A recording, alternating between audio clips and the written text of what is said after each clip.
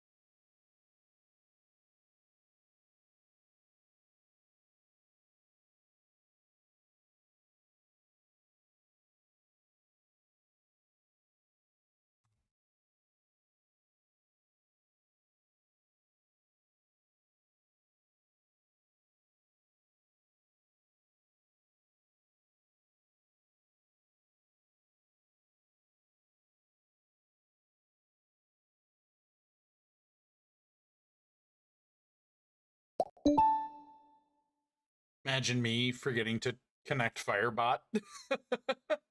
I have no idea if my bot is gonna send out my pings though. Hello, chum. How you doing? Hope you're doing well. We gotta try. Cool, that worked. You're doing well today, friend. I'm doing good. I'm not hurting near as much, which is a good sign. But the hope is today we'll actually finish off chapter 3. Okay.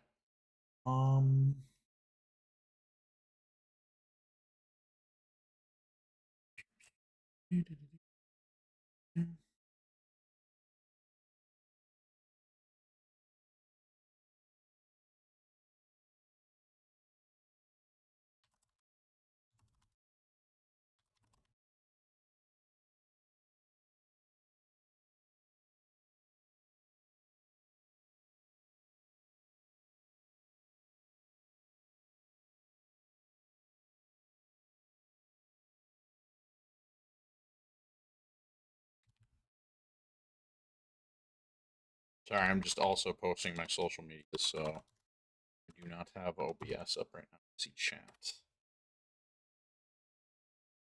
Hello. Oh, you created a masterpiece today? I wonder what it is. Will you be so kind as to share with us what it is? Sweet. Hello, Lime. Hello. Hello, hello. Your fan fiction. Chum. Is it your fan fiction?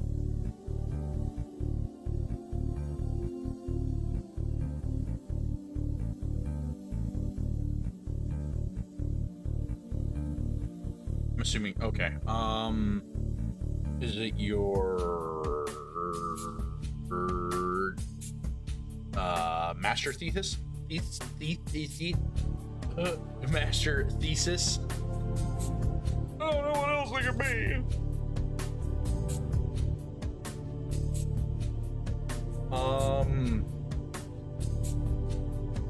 Is it your Bionicle collection?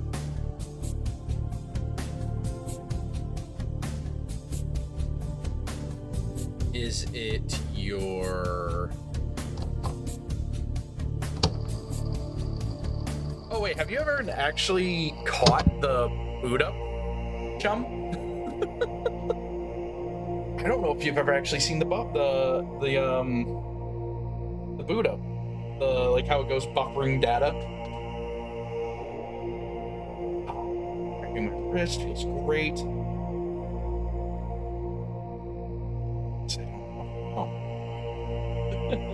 I don't know if it's going to be a one-to-one recreation of New York City, but chum, I am very curious. What have you done? What's your masterpiece? What have you created? What is your magnum opus? I would really like to know. Because I'm terrible at guessing, admittedly. I have no idea. The boy is stupid. And by the boy, I mean me. I'm stupid.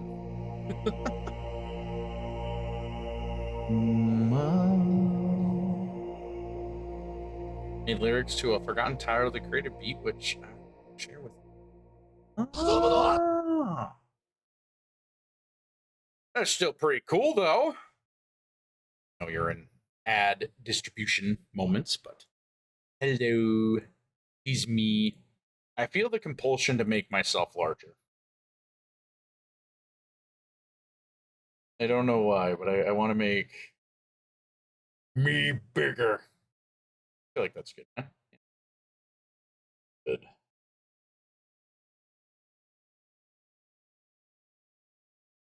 I'll slide on over a little bit. Oh. Savages, I am eating your delicious ram. Give it to me.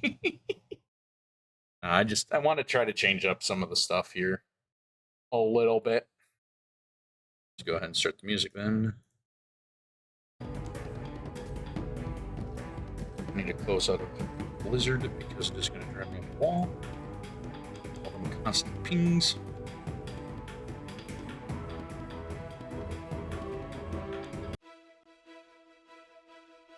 And we'll just do another. Okay. I'm gonna ram you into an apartment with who? With a see a what? A Seitan? I can't read that. Why can't I read that? A Kaichon 1? Huh? What's a Kaichon 1? Citroen?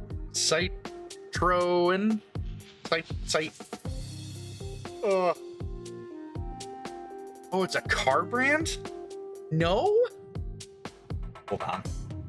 We're not even like 5 minutes into the stream and we're already getting derailed.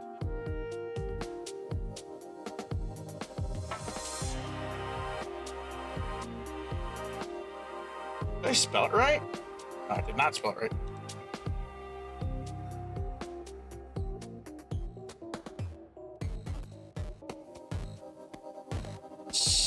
Sit. Yeah, why did it autocorrect to that? Google, you freaking suck. Oh, it's like a Fiat. Like a Mini Cooper. Looking, goofy thing. Paint that thing yellow and red and call it a Fisher-Price car. I'm not gonna lie, it's kind of growing on me the more I'm scrolling through the image feed here of it.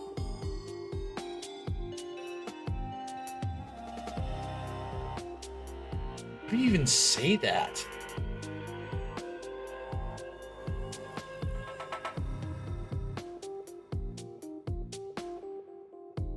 Does Wikipedia have an enunciation for it? Is a city car marketed by... It's French. Alright, hold on, I got enunciation here. Citroën. Okay, so it's a 3-ton Citroën. Huh. I'm learning! Where's OBS? There it is. You don't have that brand? I mean... It's probably because it's like... looks like the Mini Cooper. I don't know. We're weird about getting like foreign cars over in America, though. Let's be honest. We are very weird about that. Oh. Yeah, so no, the boy is still hurting. Your fearless hero is still in abject agony. Hope you all don't mind. But we're gonna be finished. Yeah, you know, I mean, it's been a policy for years at this point. It's like there's certain brands we can't have, or certain vehicles we can't have over here because of like import property or whatever. It's really dumb. There are ways around it, but like it's really expensive. Basically, it's a way to have like they say your song will never be shared. Is it because it's a love song? Did you make a love song? I shouldn't say that in a mocking tone. All right. So where we were at is the Bloodsmith is starting to take over the gang. He has his thrall going around making more thrall. And then there will be They will basically be like partial vampires, essentially. I should probably actually explain how vampirism works here so it's not too confusing. So let's do that real quick. We're going to take a quick side tangent, and we are going to explain the differences with all.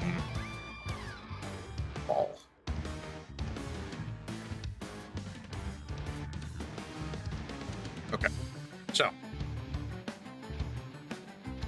how vampires and 13 chronicles works. Quick dirty guide.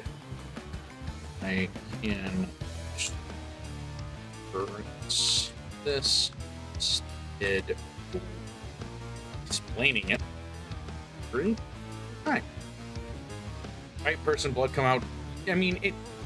Yeah, but like, we got different tiers, right? So you got dregs. Akin to zombies.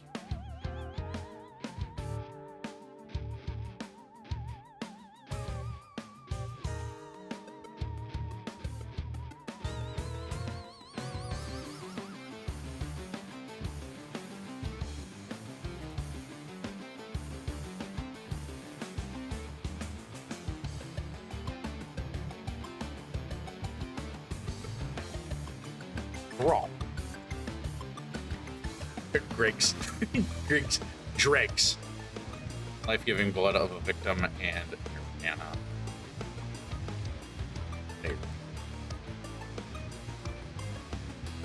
Technically can be saved, but requires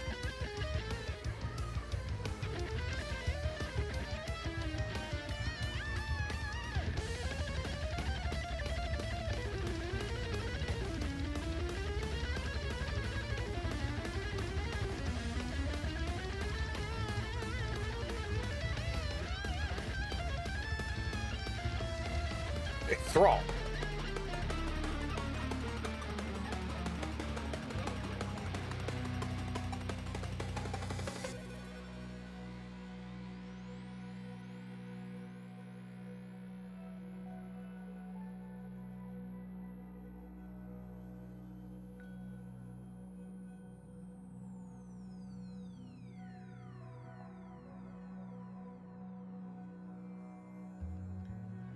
Oh, thank you for your headbats.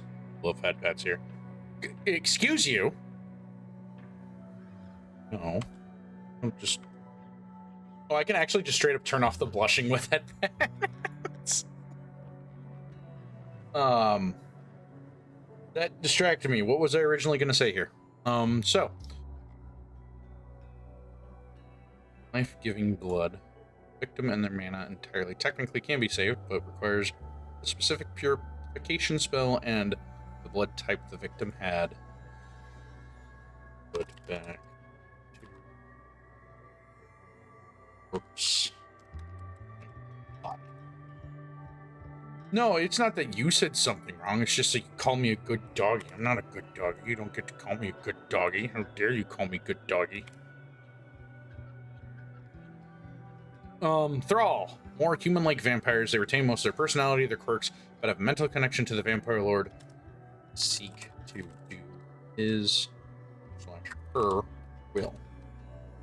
They can serve as eyes, ears for the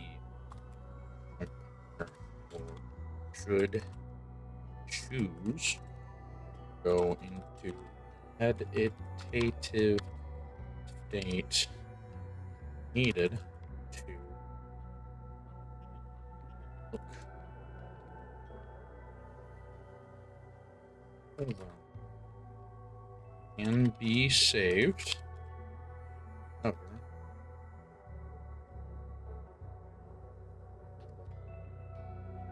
should arguably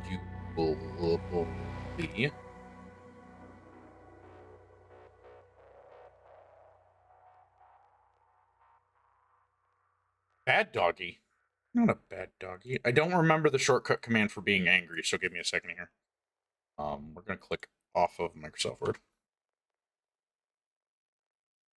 It's Alt 6. A bad doggy. You don't get to call me bad doggy. He's used to save.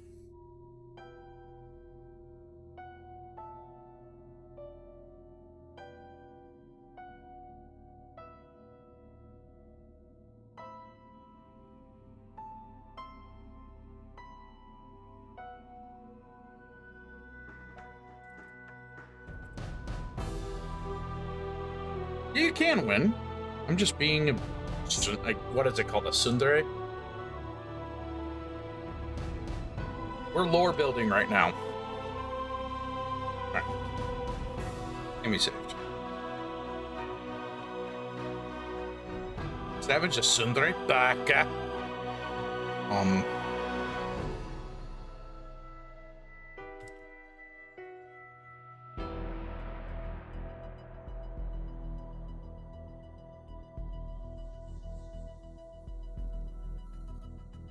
Da-da-da.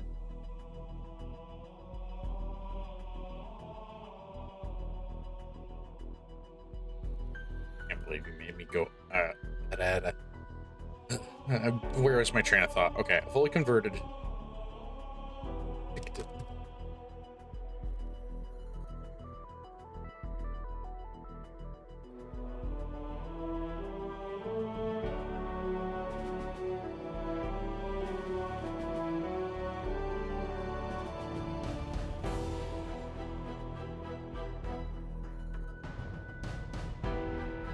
I don't like that you have that power right now, Limes.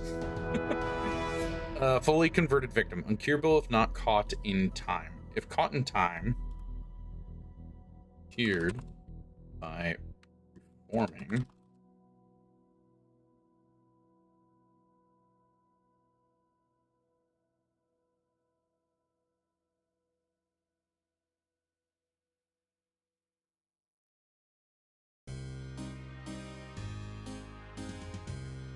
What else should they need? Oh, and for the person, not blood. Gotta have some sort of mystical property to it. The person to not go into room.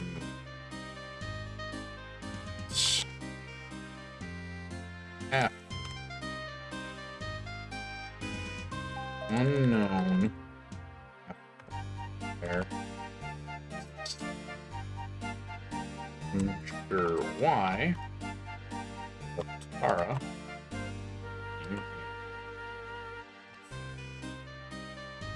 Post.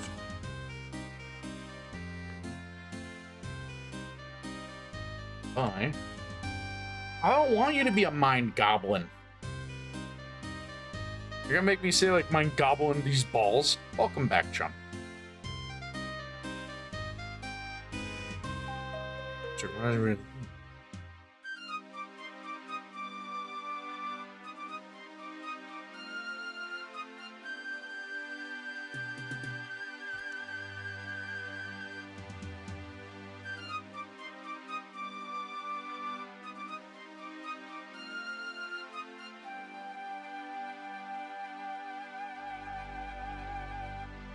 I'm pretty sure I spelled Gordon.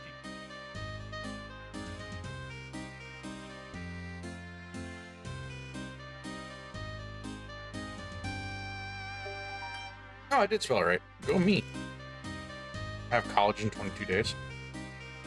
Yeah, see, I knew you were gonna do that, Limes.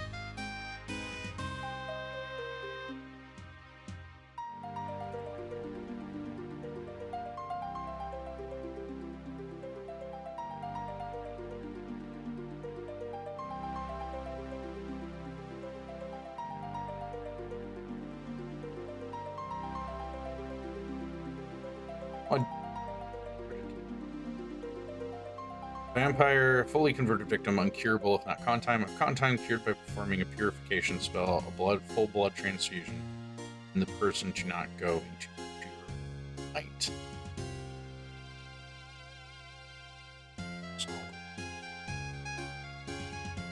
Oh, of course. Vampire. Only one known half vampire exists. I'm sure why Azatera became a half vampire post her conversion to a vampire.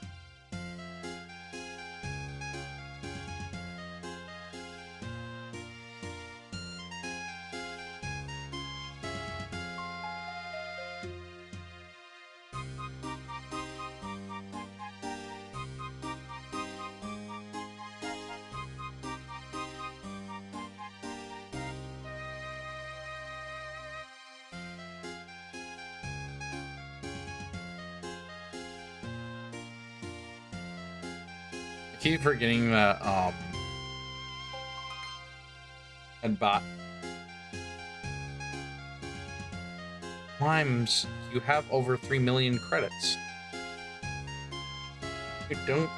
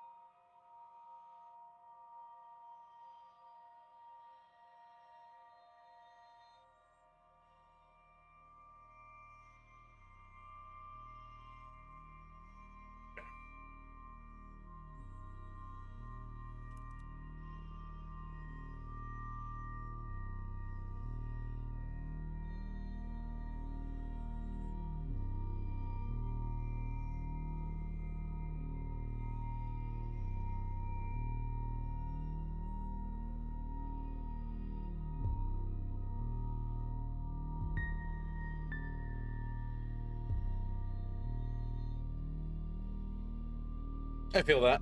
I mean, not for college, but because I do want to just get back in shape and be hot. But your monopoly is being threatened. How is your monopoly being threatened? The only problem I have is just time. It's very hard for me to manage time if I want to stream as much as I do and also work full time. Yeah, see, how is your monopoly being threatened? No one's close to you yet.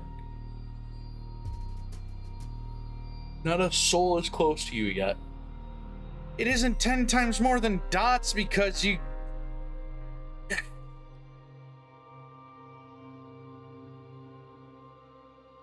don't remember what the give credit command is. I'll look it up later. Right now I need to focus. I need to define the vampires in this setting. Big bad vampire demons themselves, known only to be made in a blood sacrifice and through...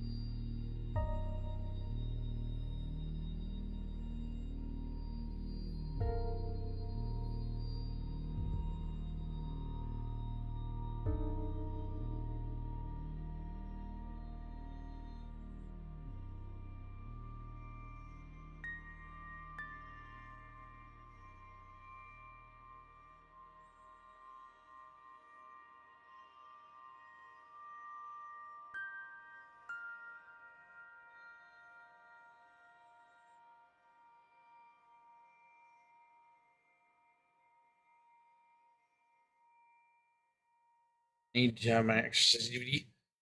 There you go. Heist. Limes is doing a heist. Hey, you can't give yourself credits.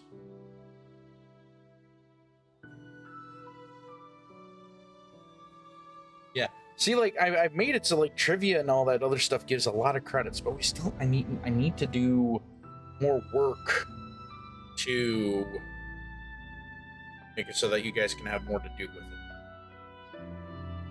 But that's why I think we're gonna have it where things will start costing money that you can do, like the grenade command, the warp command, stuff like that. 7 hours.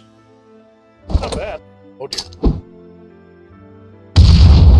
That ain't a bad playlist size. I think this playlist size on Spotify is... How many hours are you? This playlist that I have for this is like 5, almost 6 hours long. Well, that ain't bad. I do want to add more music to it, but it's like I'm so scared dealing with copyright. Which I know is kind of like is whatever, but still.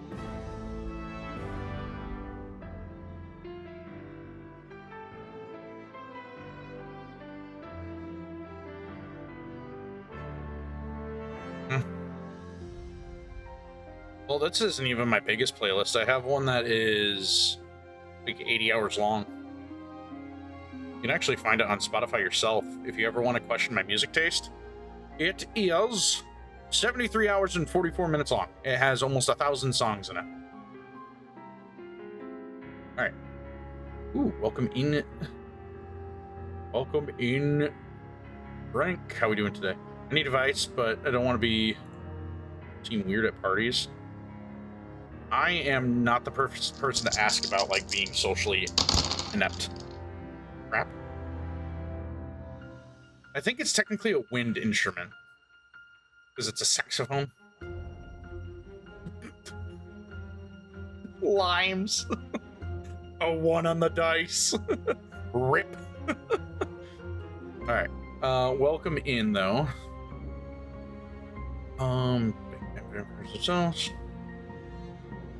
Is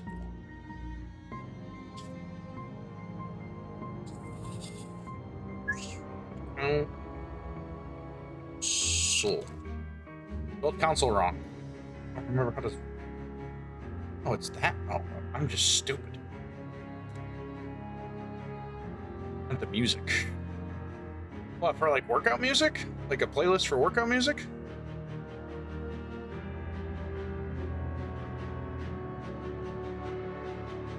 Press it. Well, it's like how all squares are rectangles, but not all rectangles are squares. If that makes sense. But I mean, like the music. I mean, it kind of boils down to like everybody's got a particular taste in music. Like, I'll be honest with you, my taste in music is a lot different than what we're listening to on stream. Your boy likes Glory Hammer. I like power metal. I like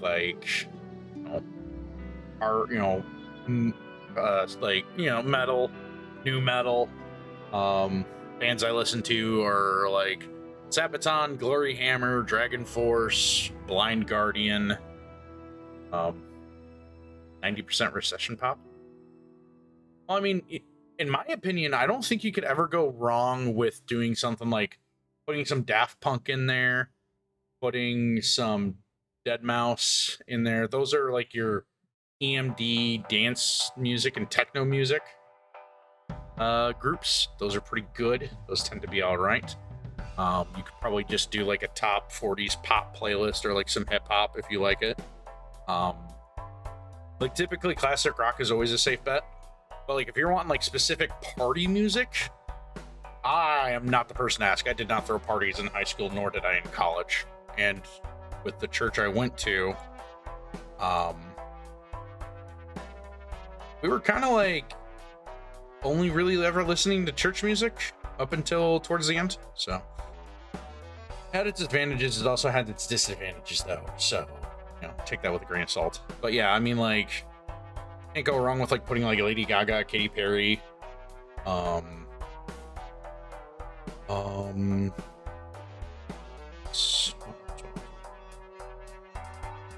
mean, I think people still like Nicki Minaj.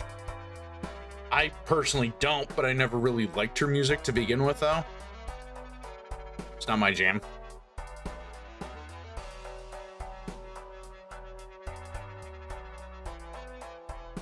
Wait, it's actually not 40%? Huh. I wonder what it is. All right, so I think we got our definitions of vampires down. You got dregs. They're like your vampire zombies.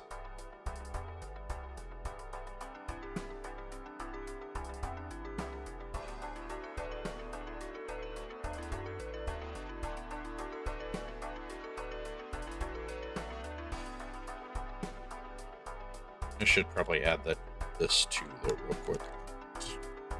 Charles more human like to say, arguably.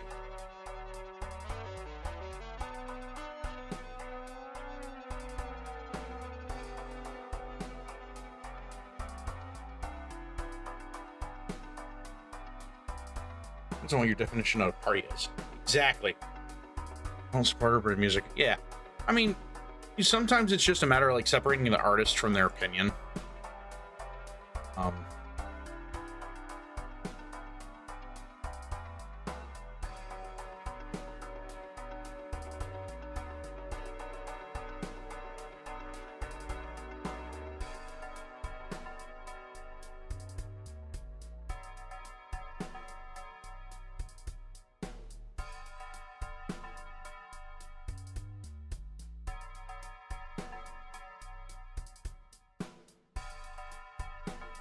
Yeah, like I would use the Halo OST, like if I'm doing music.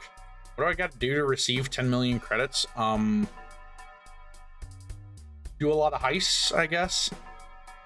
I don't know. I mean, I could, like, it would be funny if I just gave you 10 million credits, but like the economy. You know, like the Halo soundtrack is, I think, always a good hit if you just want like some like gentler, like background music. I mean, that's a lot of what this playlist is made up out of. Has a lot of Halo OST, has a lot of Destiny 2, Destiny, stuff like that. If you're looking to do like a playlist, I mean, it kind of depends on what kind of energy you want the party to have. Like, do you want to have it where there's more, you know, like that's kind of what you got to ask yourself is like, what do you want the vibe to be, right? Because like you don't want it to be, dang.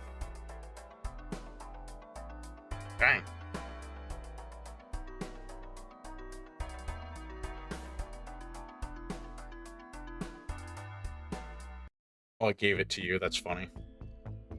Yeah, like I'm a fan of like video game soundtracks too for like just background music. Now, if you want to like have like dance music and stuff like that, I'm not your guy. But you want just like a good casual, like easy listening to playlist, I got you.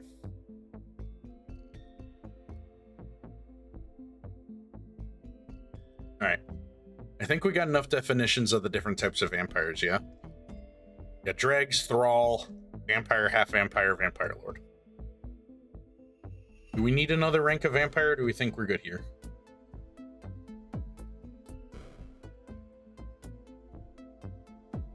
I think we're good here. Let us go back to the 3.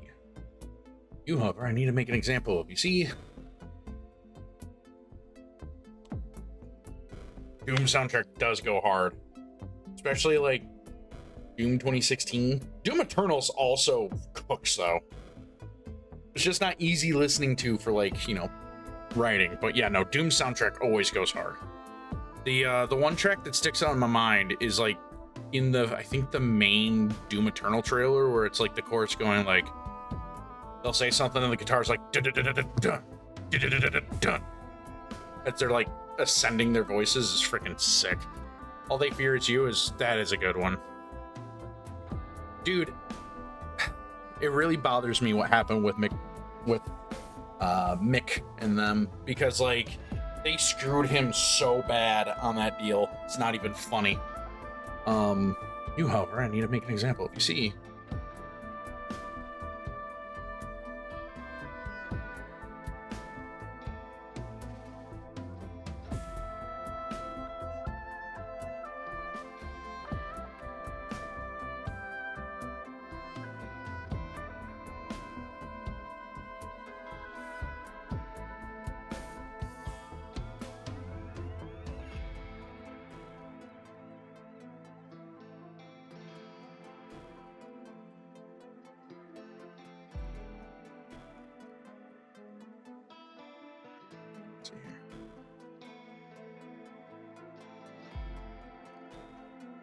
I would never have known that. All They Fear Is You is great. The tagline "Rip and Tear Until It Is Done" is always great too. Well, there you go. Yeah, Spotify is really weird.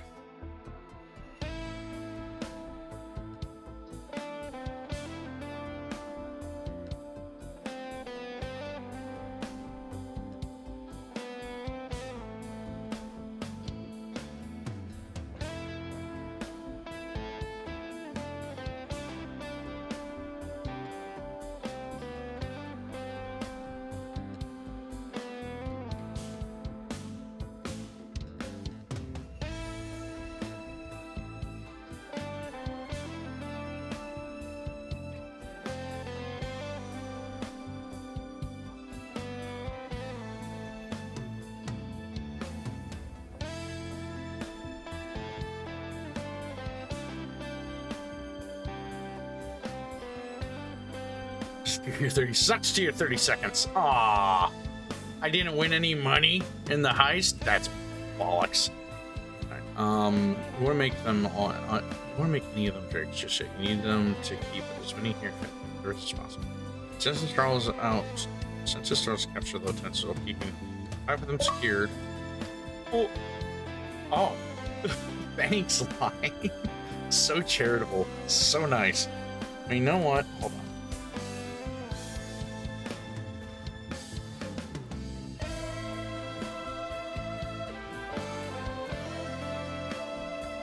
Oh, I. Hold on. Hold on. Let me try that again. Give credits all 10,000. False.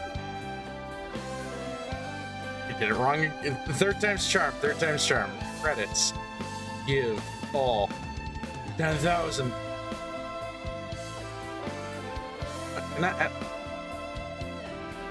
Is it just credits give?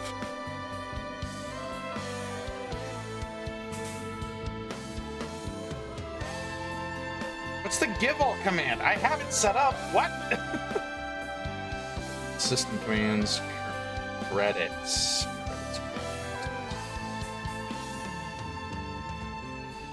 Credits. Add. Oh. I know what it is. No. Credits. Sure, I type this right. Let's add all.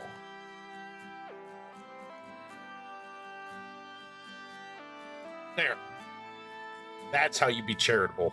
It's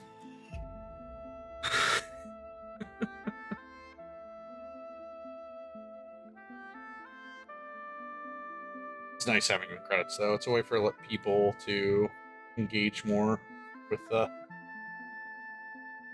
I mean, not necessarily, but like. I mean, go ahead, make the people's day, I suppose.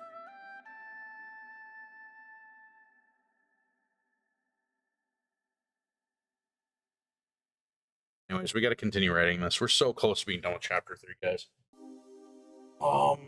Relax, I don't aim to kill any of you just yet. But well, ever, actually, if y'all agree that I'm the new leader.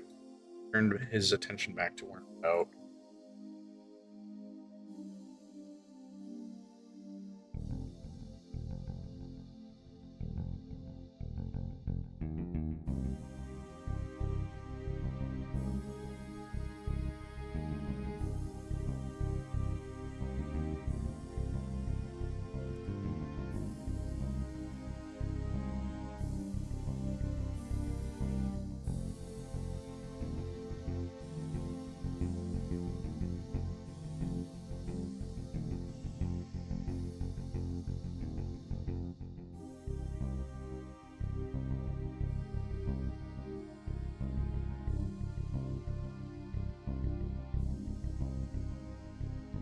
Oh.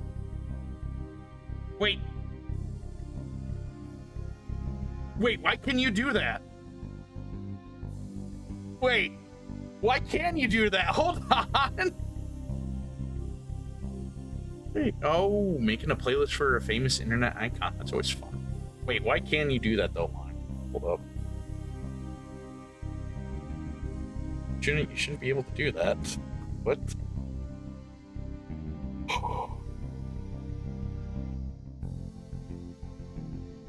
Oh.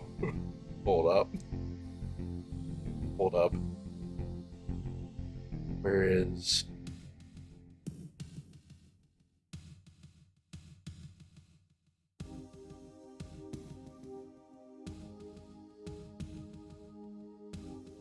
Oh, moderators can do that? Uh-oh. Wait. Wait. Or it gets broken. Hold on. No, that's just the blanket add all. So who's the niche celebrity, the famous internet icon you made the playlist for?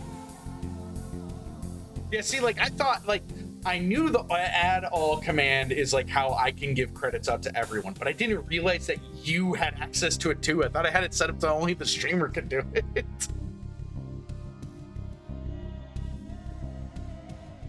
Wait, that means I should probably also make sure that the other one is set up too.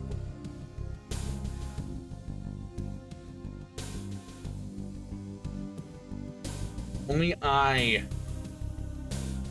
can remove all and add all. No, I don't think so. Well, I don't want to have to do a hard credit reset, but we might have. If you do that, we might have to. I need to do more writing. So we're only at.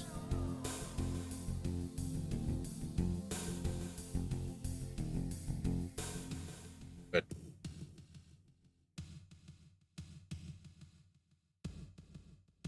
Check. So we're at 17 pages yet for chapter 3. I do think we need to do a little bit more. The Harvard architecture for microcontrollers added which additional bus? I have no idea. Instruction? We are at 17 pages for chapter 3. I don't think.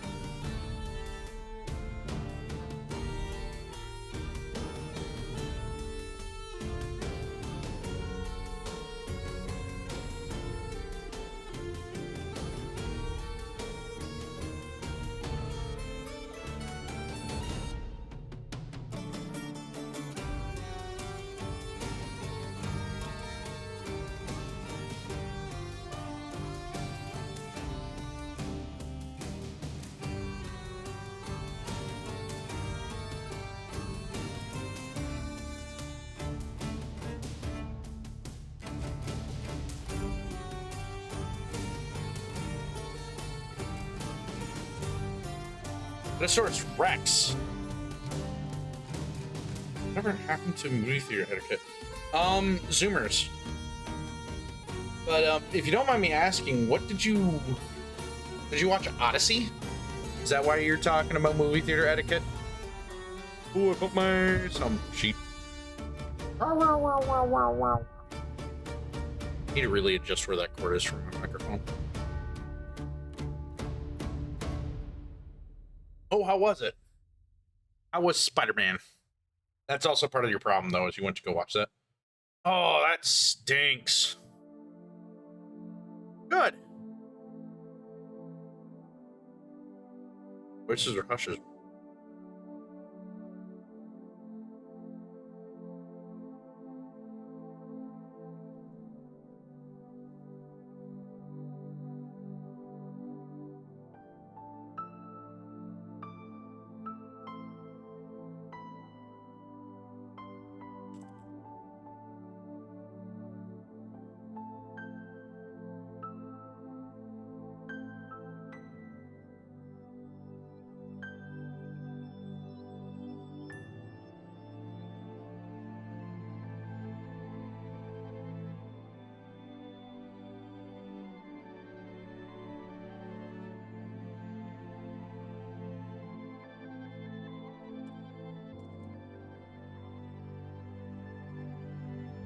Ooh, that's cool.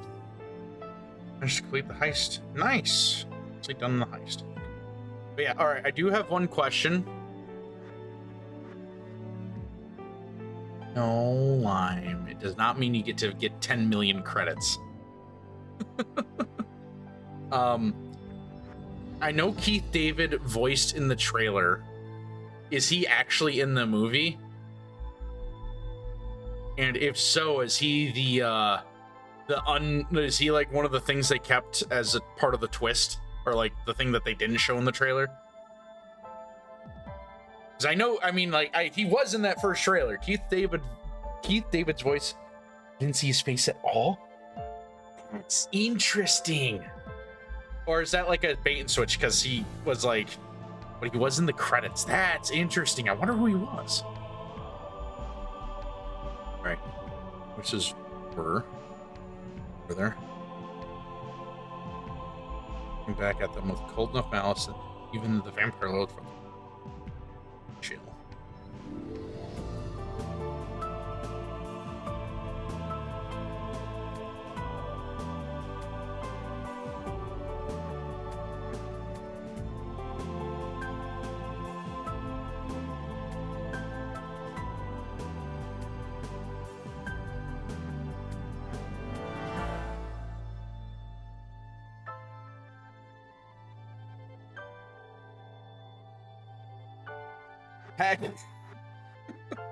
That's interesting. Yeah, I'm gonna have to try to see if I can watch it. I might go tomorrow after work because I don't have my usual doctor's appointment, but we'll see. I'm not sure how my back's gonna do in theater seats just yet. My back is still killing me.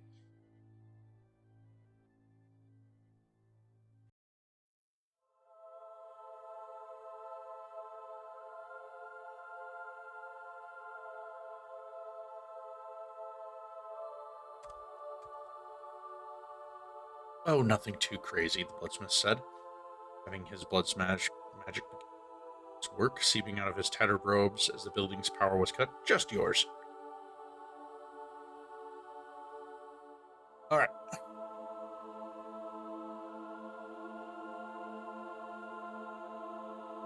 I do like how comedically stupid Warnbrow is being about this, because it's like, yeah, obviously the vampire dude that shows up is like wanting to take over the business, and your other lieutenants are trying to warn you. And then it's just like, nah. Surely he won't.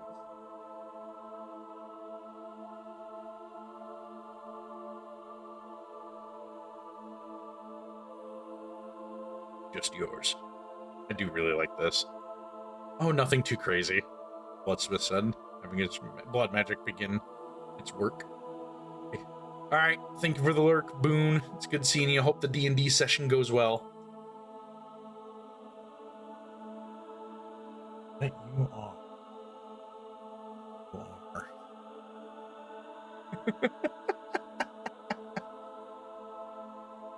I like keyboard bash. 69 plus 420 equals 489. Let's see here.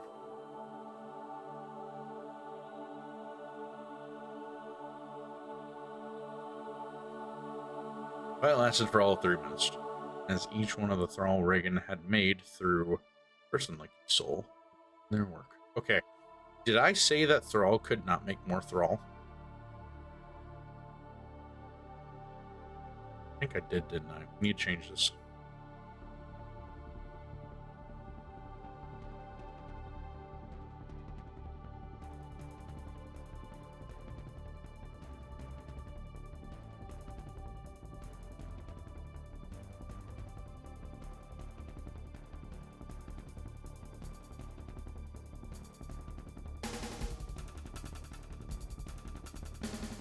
All right, we do need to add something to the world document.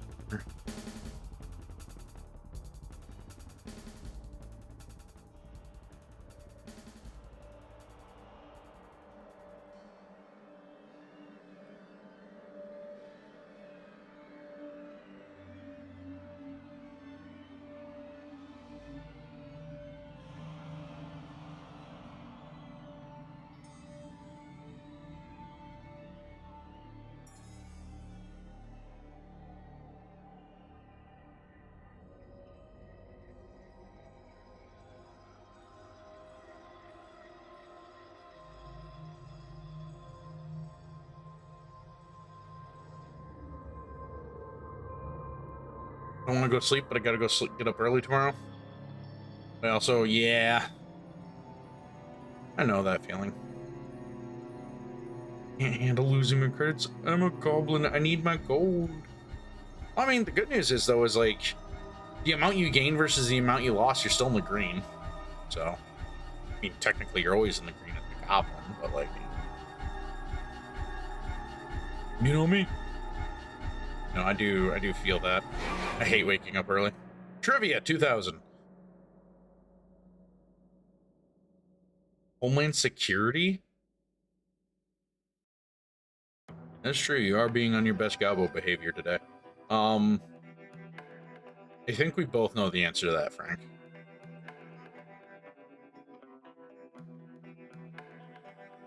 You gotta put the number. It wasn't. No. It's not that. No way. I thought Homeland Security was a thing well before that. Wait, what? No!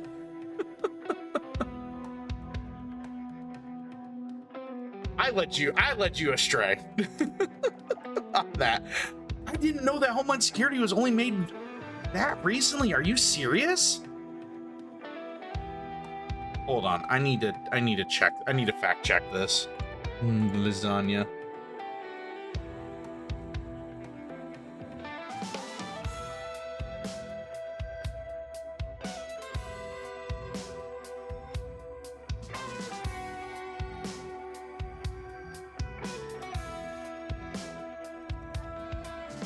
There's no way it's made.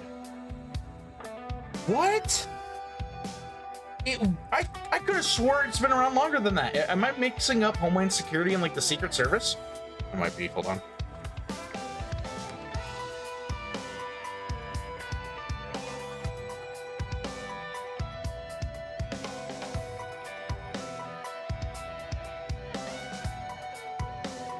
Yeah, I totally was.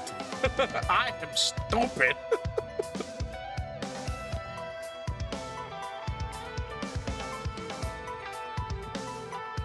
What? Probably right behind making the NSA. Yeah, probably. Because I know that's about when the Patriot Act and all that stuff was also kicking off too. I just didn't realize that Homeland Security is that new of a thing. When was the first Garfield comic published? Yeah, wasn't it like 88? What, 77? 78? Dang.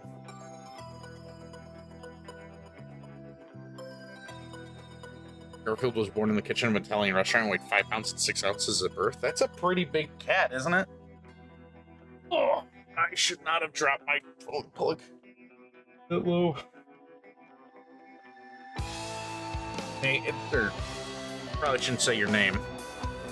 Frank, it's going to be really interesting tomorrow at work because I'm going to be taking a cane with me in if my back starts bothering me.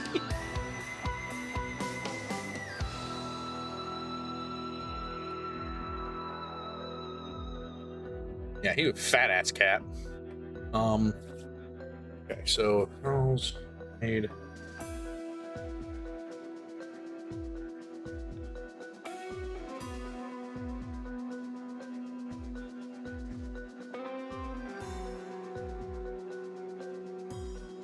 Let's go gambling! Oh.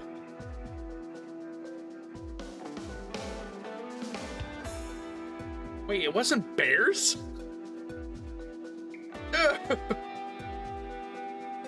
Yeah, gambling's a finicky mechanic. Watch, like if I spin,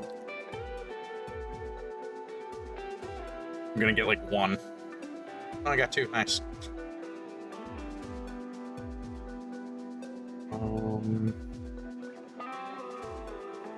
Part, yeah. No, I don't blame you. I would have thought it was bears too. Taking it back. Taking back.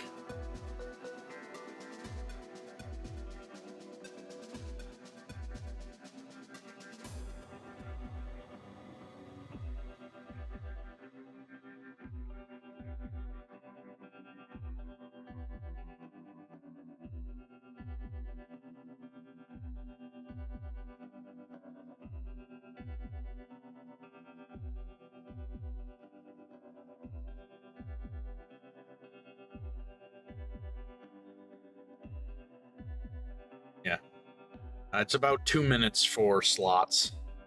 So slots is 2 minutes. I think trivia is 3 minutes. Then heists are like every 5 minutes.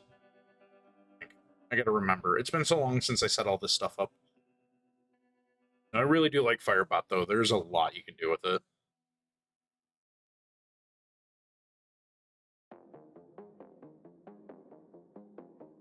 Integrate.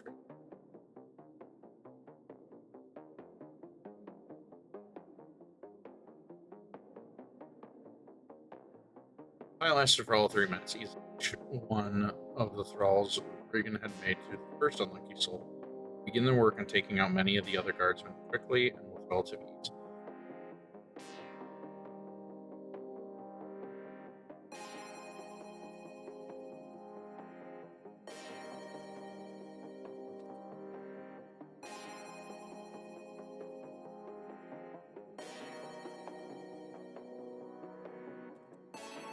King was not equipped to handle a vampire, let alone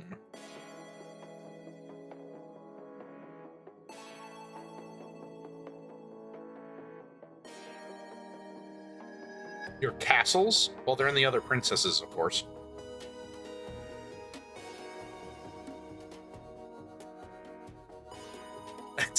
That's terrible. Yeah. Well, you know, because like the saying is, your princess is in other castles, so I thought it'd be cheeky and be like, "Yeah, castles are in other princesses." It didn't land well. It lasted for all of 3 minutes. Each one of the thralls Reagan had made, first unlucky soul.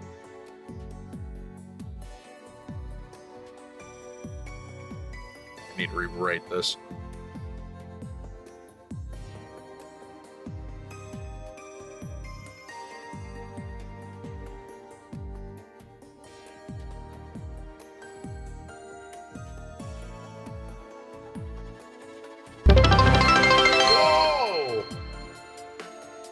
Wait. Followers goal of 70 has been achieved.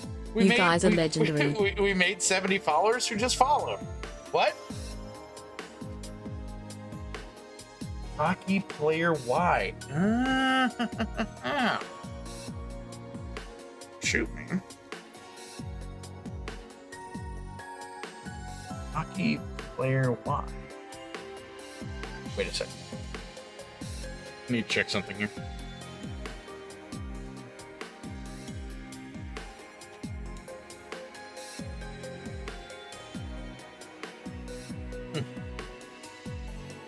That's weird that it didn't pop up the fact that they followed here, but A rock player. Why? If you're here, yeah, you're close to 4 mil. You're probably gonna reach 4 mil tonight. Save the shout out till you say something there, Rocky. I can verify that.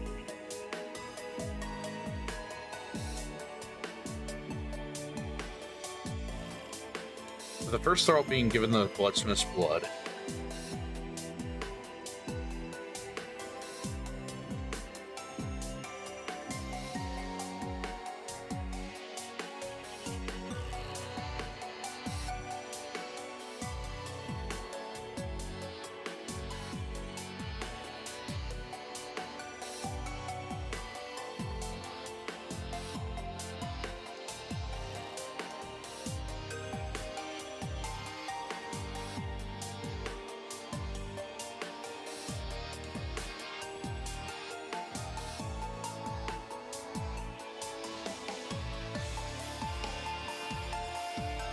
I think that rate's a lot better.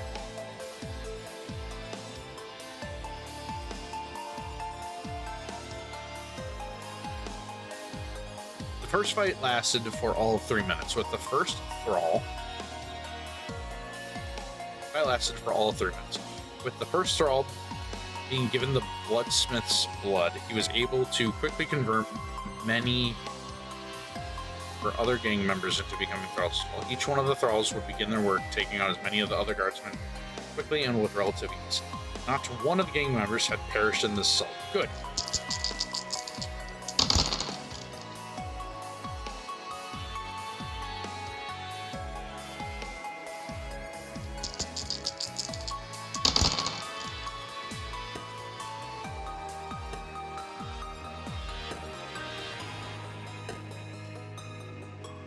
Luckily for the new crime boss, not one of the gang members perished in this assault. The gang was not equipped to handle a vampire, let alone 10 thralls and their Bloodsmith first acted on the guards, training them rapidly as he used his blood magic to keep them from fleeing or firing off their guns. They soon became thralls as well.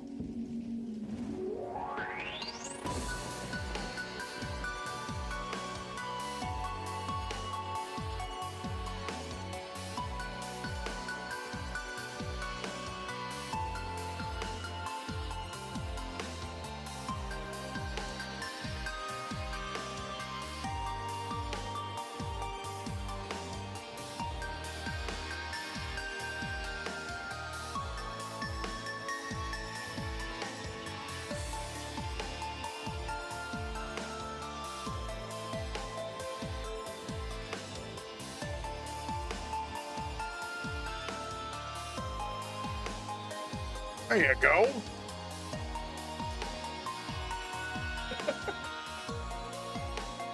Good wins on the heist.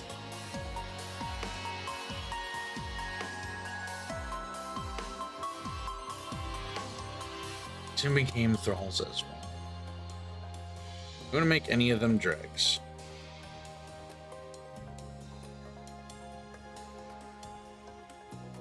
As needed to keep as many of them fit for service as possible. He then sends his thralls out to capture the lieutenants as well, keeping the five of them secured by their own former loyal guards. Each one began pleading with the Bloodsmiths as they simply shook his head in response. Relax, I don't aim to kill any of you just yet, he paused. Well, ever actually. We all agree that I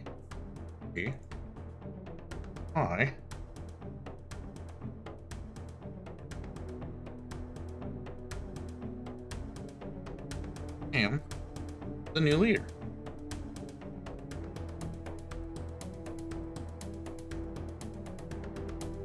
Then turned his attention back to Warren Barrow. While the other five lieutenants began panically chattering amongst themselves. Empire ignored them and rolled his eyes before pointing. You, however, I need to make an example of. Let's just motion for some of his new thralls to bring over the terrifying dwarven boss. You see, I got to not have anyone outside of here realize what I'd done, and so Empire hefted the elderly dwarf up by his neck and began his dark work.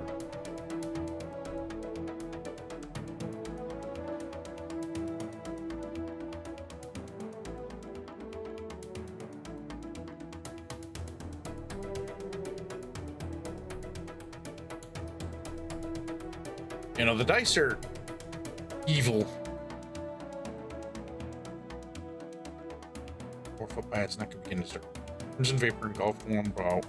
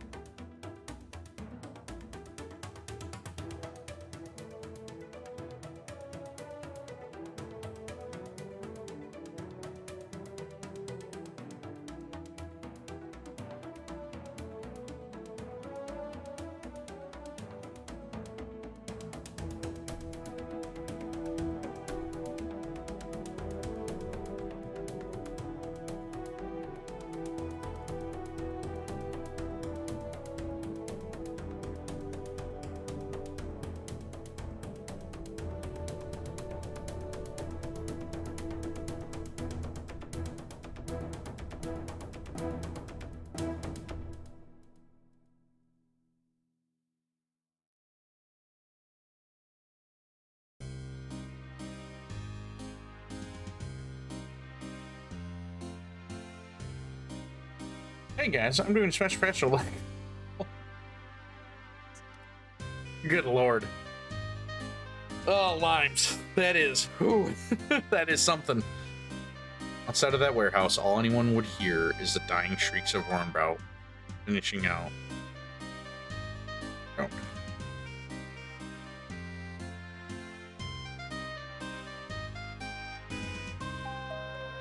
Finish out his last day.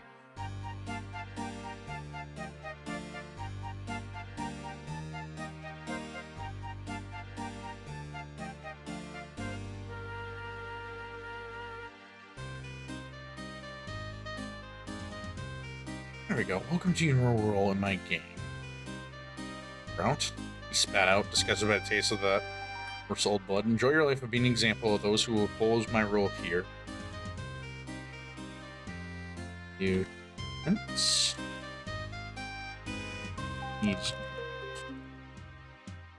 Oh, you. Should you.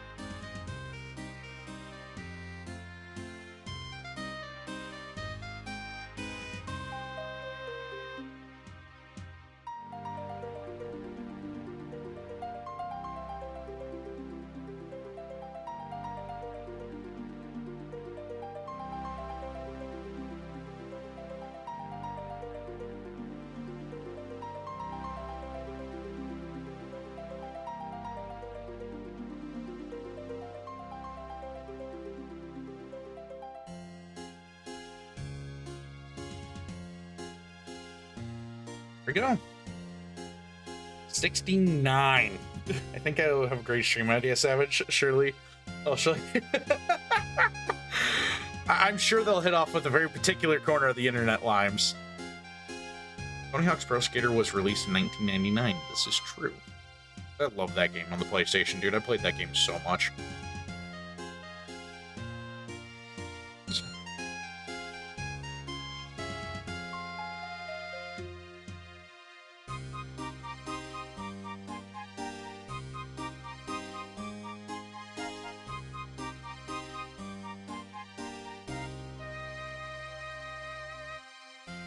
Well, Dragoon Hero, I am writing what is called the Arcane Chronicles, which is the story, well, rather the novelization of the cartoon show that my Twitch Sona Dakota Howell will have come from.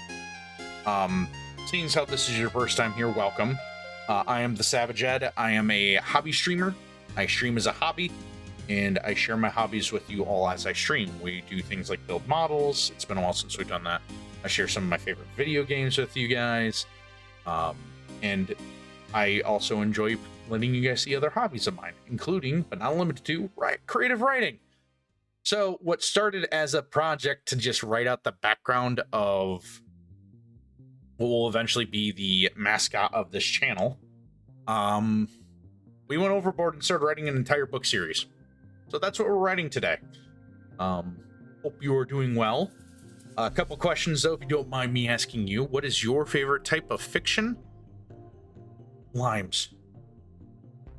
You're doing terribly in front of the new guest. But yes, so that is what we're doing here.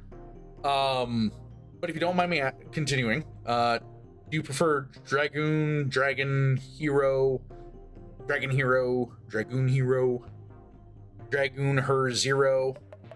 What do you prefer as your name? What kind of fiction do you enjoy? And all right, Dragon Hero. Okay, cool. And just so I don't accidentally do it like I do with every newcomer here, you can ask Limes. But what's your preferred pronouns? Dragon and old comer.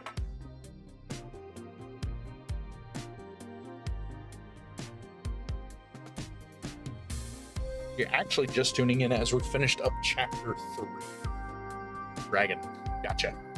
Well, Dragon, thank you for being here. Just gonna finish up writing chapter 3. Oh, that's your preferred. I'm sorry, I keep forgetting that people also still like doing I identify as an attack helicopter. That's a 10-year-old meme. Isn't that crazy? All right.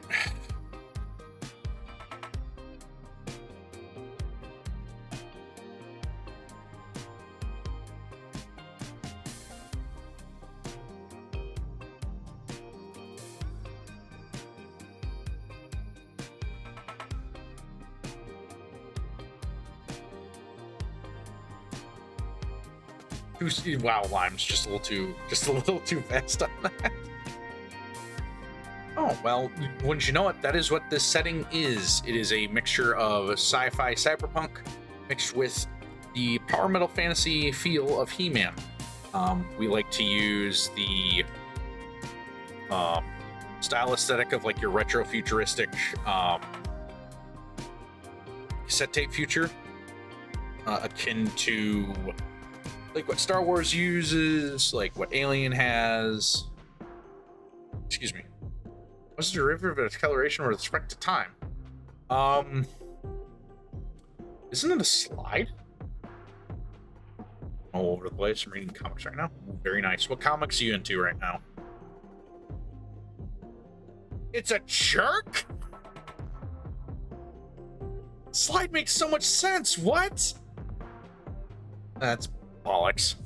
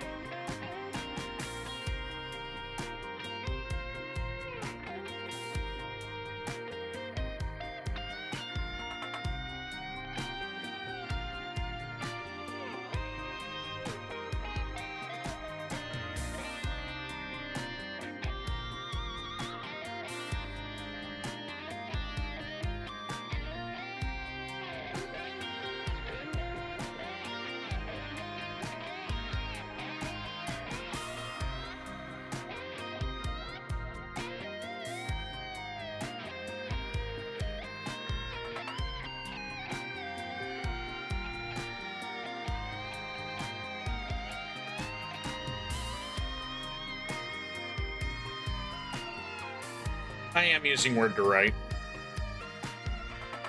Reading the Superman Brainiac story. Oh, nice. Is it the new Power Rangers comic that's coming out? But yeah, I'm using Word to write because I don't, as much as Google Documents is handy to write in, I'm not the biggest proponent of writing in there, because with it allows me to have both a hard copy of it available on my PC with Word, and then also I can use things in Word like spell check to like help me with some words, you know. But the one thing that is annoying is I haven't completely removed Copilot from my PC, so sometimes Copilot decides to rear its ugly head and like try to tell me how to do things, and so we just ignore it. But yeah, I do want to find a better writing software that's not just Notepad or Google Documents, but I do plan on having this all available in a Google document for people to access to read through. But we're actually about to finish off chapter 3 here. But yeah, it fell completely on New Help.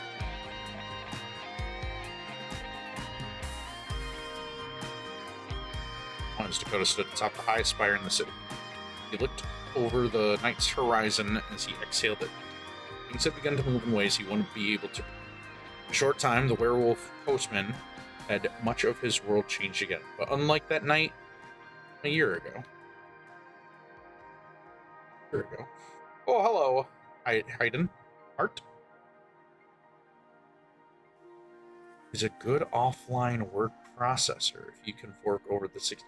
I mean, admittedly, with my full-time job for General Motors, I should be able to do that. But yes, hi, hello, I'm doing well, thank you. Now, the Power Ranger comic is Zord's Quest. Zord Quest, okay. That's the newer one, right? But also, hello, Hidden. How are you? Hope you're doing well. I'm going to butcher my spiel that I usually do for newcomers, but it is good to have you here. Couple questions. First, okay, a bit newer. Okay.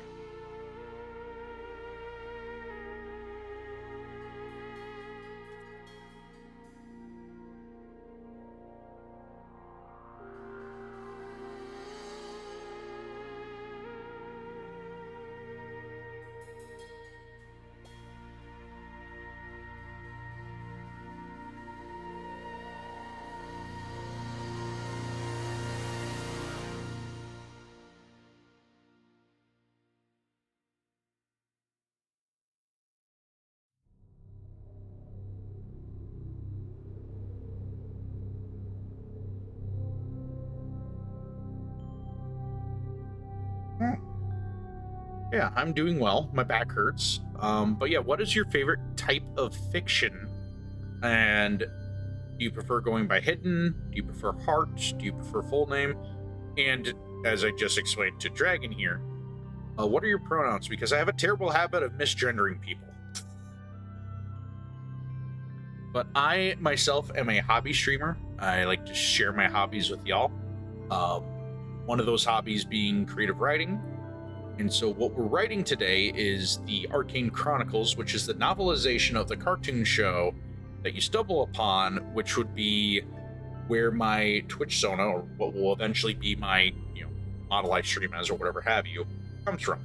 It's the cartoon show that Dakota Howell comes from, the Postman Bounty Hunter series. They're getting better. Going to get better.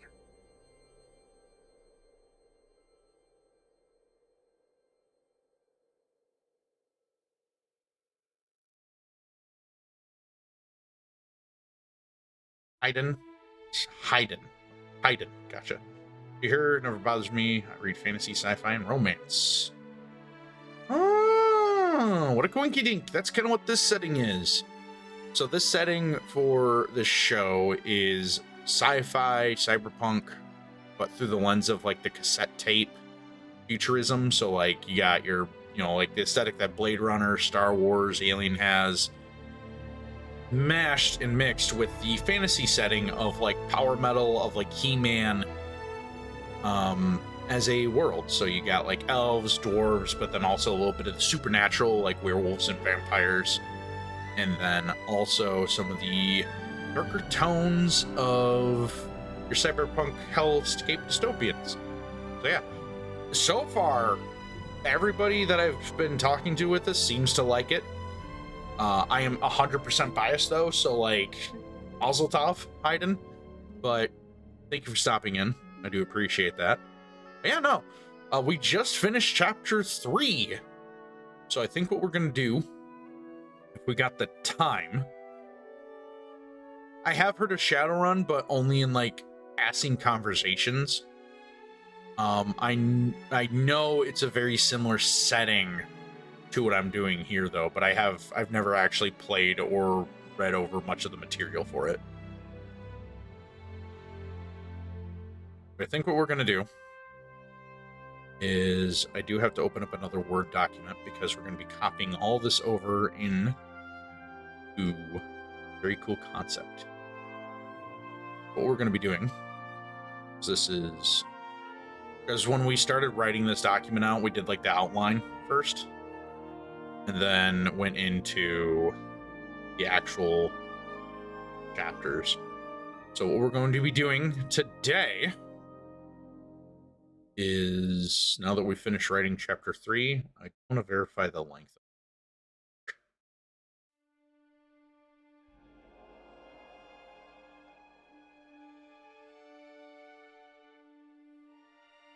Should just... So episode 3 is 18 pages long, which I think is fine. If we need to add more, we can. So the average page length is about 20. Chapter 2 is...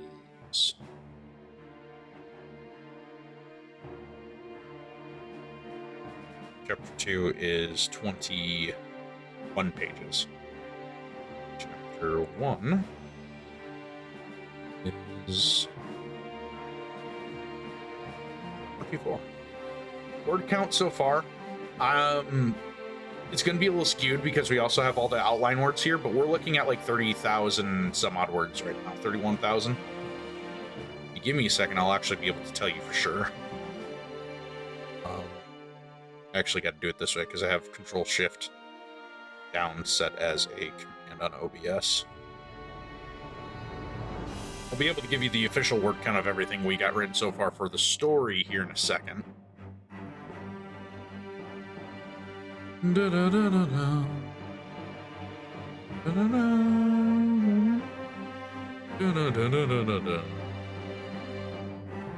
It'll make this go faster.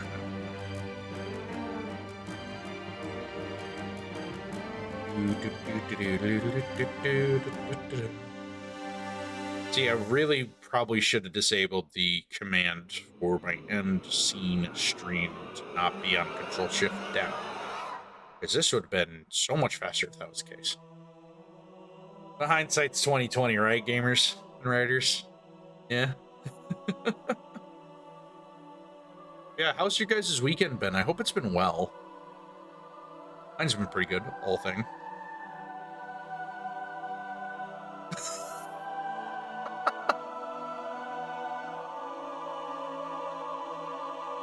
I accidentally just unclicked. Oh!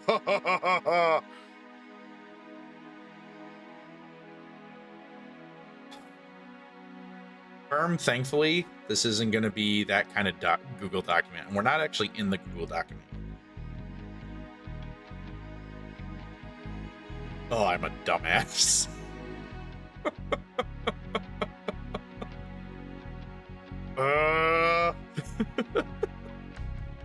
Streamer fails at doing streamer things.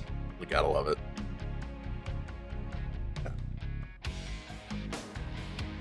Get my objective now. I am complete.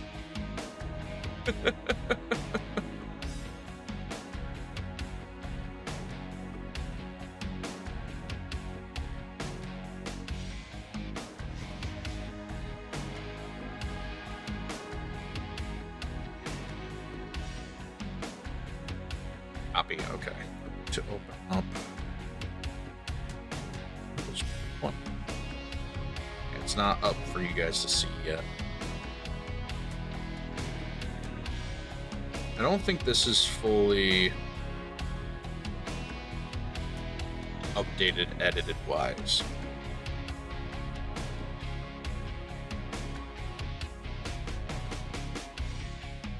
For a second.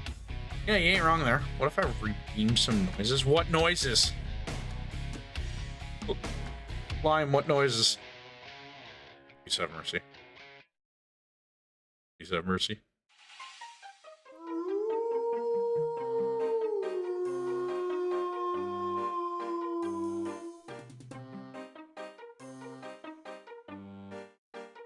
Should do college. Oh, I should do a college away hangout called The University is Taking Me Away. That's not a bad idea. You're making me do dog noises, Lime. Roof. Roof.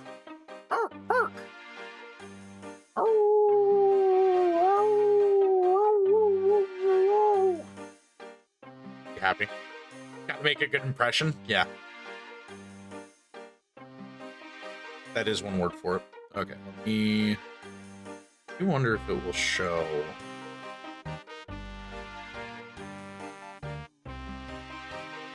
Okay, it does not have this document up as one. So let me see about...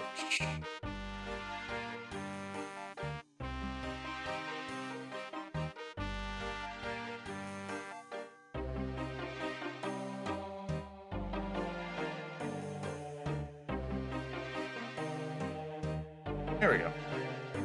Finally got my full money. There you go. So I will need to like double check over this document, make sure like all the spelling is good or whatever have you.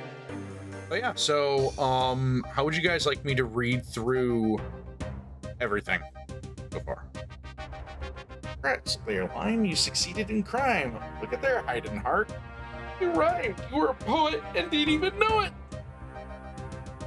Oh goodness. pec still hurts. Alrighty. How would you guys like me to read through everything we got so far? What do you know? Alright. Thanks, Windows Security. Appreciate that. Before I read, though, I do gotta use the restroom, so give me like 30 seconds, gamers. I shall return.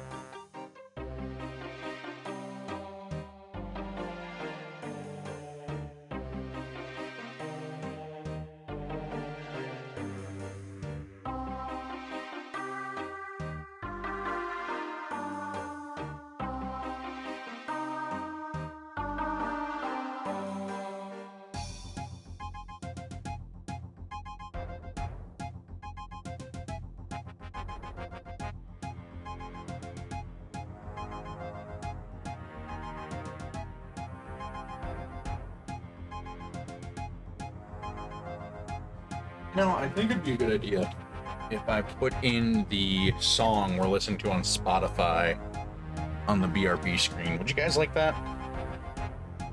That real quick.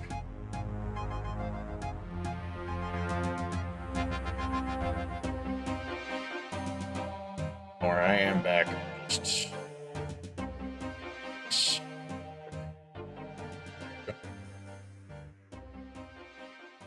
Cool, blurry, but I think I'll get the message across. What am I guessing and why? Why am I guessing? Oh no. I'm gonna get a grenade thrown at me. No! Alright.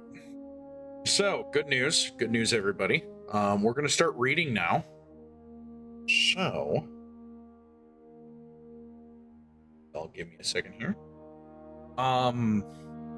Forward.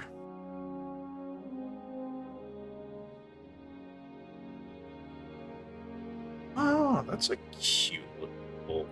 Is that a zombie eating popcorn brains?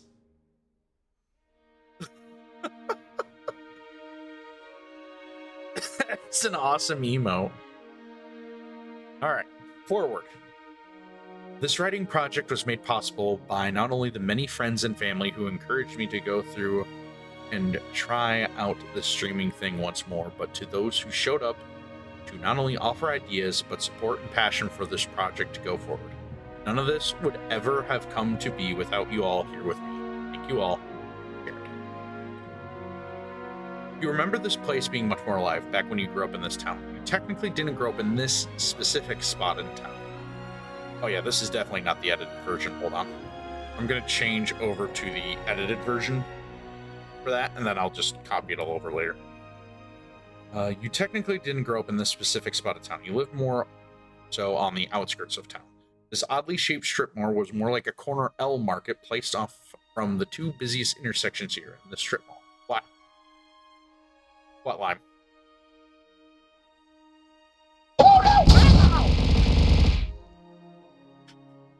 No!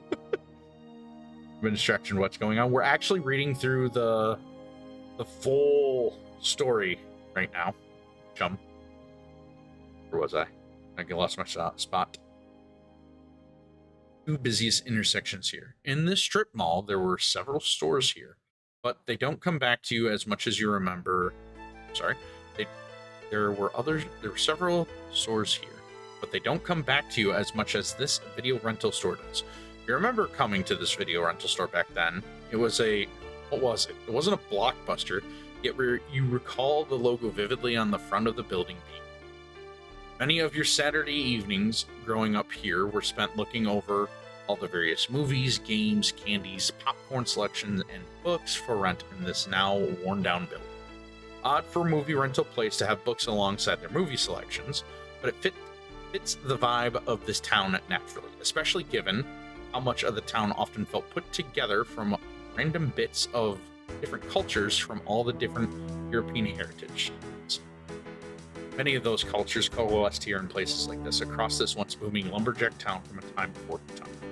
So, to explain, the forward is how the story works is you discover the cartoon show. So like the in-world interactions are the forward and prologues to each of the book. And so a little bit more explaining. But the idea is that it's like you stumble into this video rental store that you would visit as a kid, and you find this cartoon there. And so the actual book itself is a novelization of what the cartoon is, if that makes sense. So the forward and prologues of each book are going to be the only parts that are done in the second perspective, whereas the rest of the book will take place in like your standard typical third-person perspective with different characters being introduced, so on and so forth, if that makes sense. So like I thought it would be a really creative way to do it, because like essentially what the point of this all started as is like we wanted to have an explanation for what Dakota Howell was, like where Jared Dakota Howell came from. And so being driven by nostalgia, because I was really excited for the Masters of the Universe movie, and chat here as well, we decided that this was a good way to do it. So yeah, this is what we decided to do. So anyways, you exit your car, locking the doors out of habit from living in a larger city now.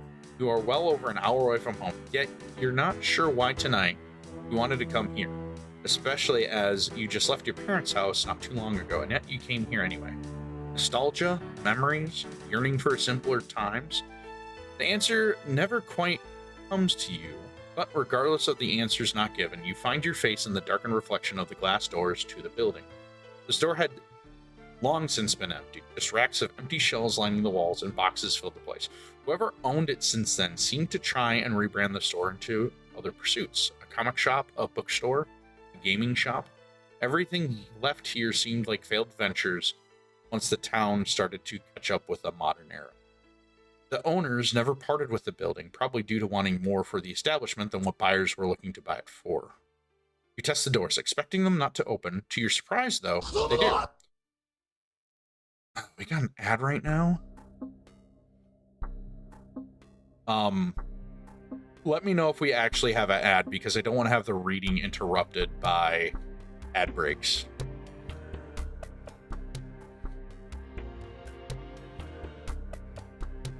Sometimes Firebot likes to lie to me and say that there's an ad playing. Yes, Lime. I know you can't tell me because you're mod. Oh, you have turbo? Okay. That's good. I'm glad you have turbo. Do I get... No, you don't get 10 million. Tell you what, if we make 100 followers, I'll give you 10 million credits, Lime. Got a plasma grenade! And another one? Why? I'm being assaulted by my mod.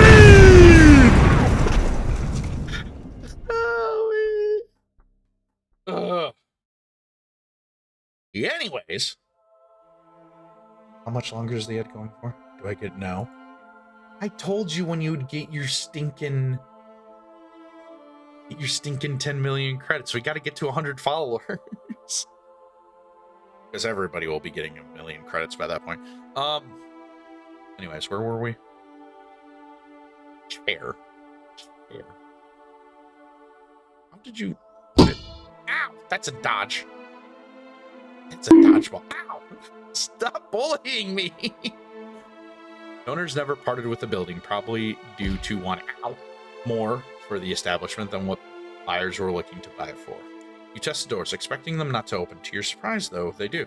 You gently pry the doors open to see that the lights flickered on as you entered the building. You look back behind you to look outside and notice the glass was tinted. The darkened glass was newer, that was for sure. Judging by how the door was unlocked and the lights were still on, you assumed you just missed the owner. Regardless, you move into the store with your phone in hand as you get ready to record the trip inside. I told you, once we hit 100 followers, relax. Should have watched them. I should have. Suddenly, you get the feeling that recording yourself trespassing is not the best of ideas right now. Sure, it was unlocked. It may be a valid excuse to let yourself into your friend's home, but not here. You put the phone away. As you do, you notice a box with a note on the top that was sitting on the countertop next to you. You glance down at the note and read it. Check with Marty. Hi, Dotman. You're gonna throw it. Ow! I'm trying to read. Check with Marty. Found these in the attic under a box of old promo posters for when we had that deal for Friday, BOGO popcorn packs or whatever. Never heard of these cartoons before. Can't find anything online. Ask him if he wants to try and give the nerds upstate a call. Scott. You look down past the note into the box. You see a clean stack of neon packaged VHS tapes, all sorted and stacked neatly. Thank you for the posture reset there, Lauren. Also, welcome in. Hope you're doing well today. Oh, I realized I'm kind of... Yeah. No, there's some, like, dumb, like, incriminating stuff that happens here, but a lot of that... I know it's like Chekhov's gun, but it will become prevalent later, because it's going to tie into the prologue. Just trying to recover. I feel that. I bought a cane for work tomorrow, just in case I needed it. You look down past the note into the box, you see a clean stack of neon packaged VHS tapes, all sorted and stacked neatly with what looks like the classic Star Wars A New Hope box art on them.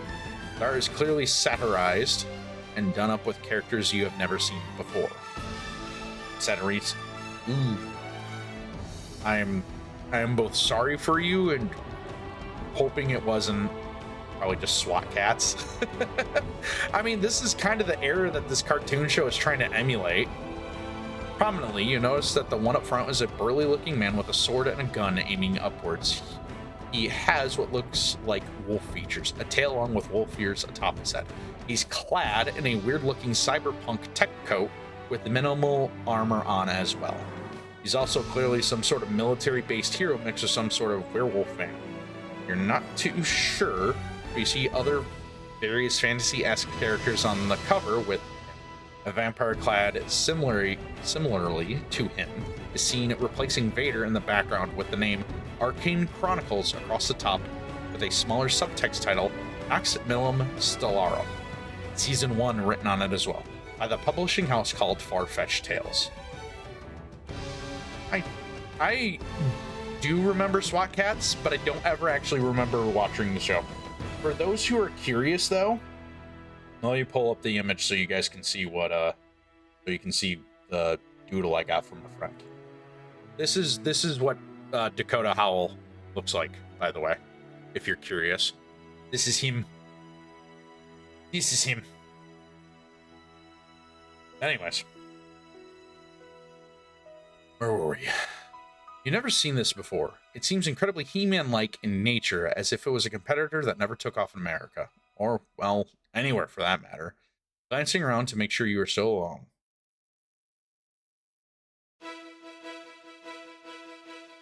Oh, I noticed a typo here. Glancing around, make sure you are still alone.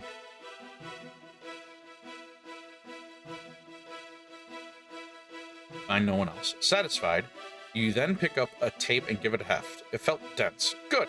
That meant there was probably a lot to watch. However, upon closer inspection, you notice the tape was meant to be an elaborate package for early DVDs. Thank you. Our good friend Rashira did that for us. Elaborate package for early DVDs. That fell out of place. Why would such a retro-looking cartoon have been brought up to that level of technology and still be this heavy? How many DVDs would be needed for a season of a late 80s to early 90s cartoon show? A better way to find out would be to, well, watch it. You pop open the case and see how many discs are inside. To your surprise, it has a white index card note inside with another written message on it. The note was clearly mass-produced and yet still had the feel of a personalized note.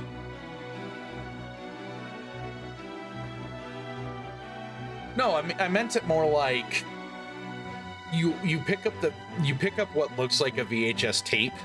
You know how heavy VH tapes used to be, right? They're not that heavy at all. But you pick it up and it feels heavier than a normal VHS tape. And as you're looking over the package, that's when you notice, oh, it's a case of DVDs. Not just a VHS tape. It's clearly mass-produced and yet has the feel of a personalized note. Hey, you don't know me, nor I you. But this was a project of love for three brothers. We often butt heads, we often argued, but we always came together to enjoy a Saturday morning cartoon when we got the chance. Those days are long gone for us now. Moved on, we grew up, but still, here I am.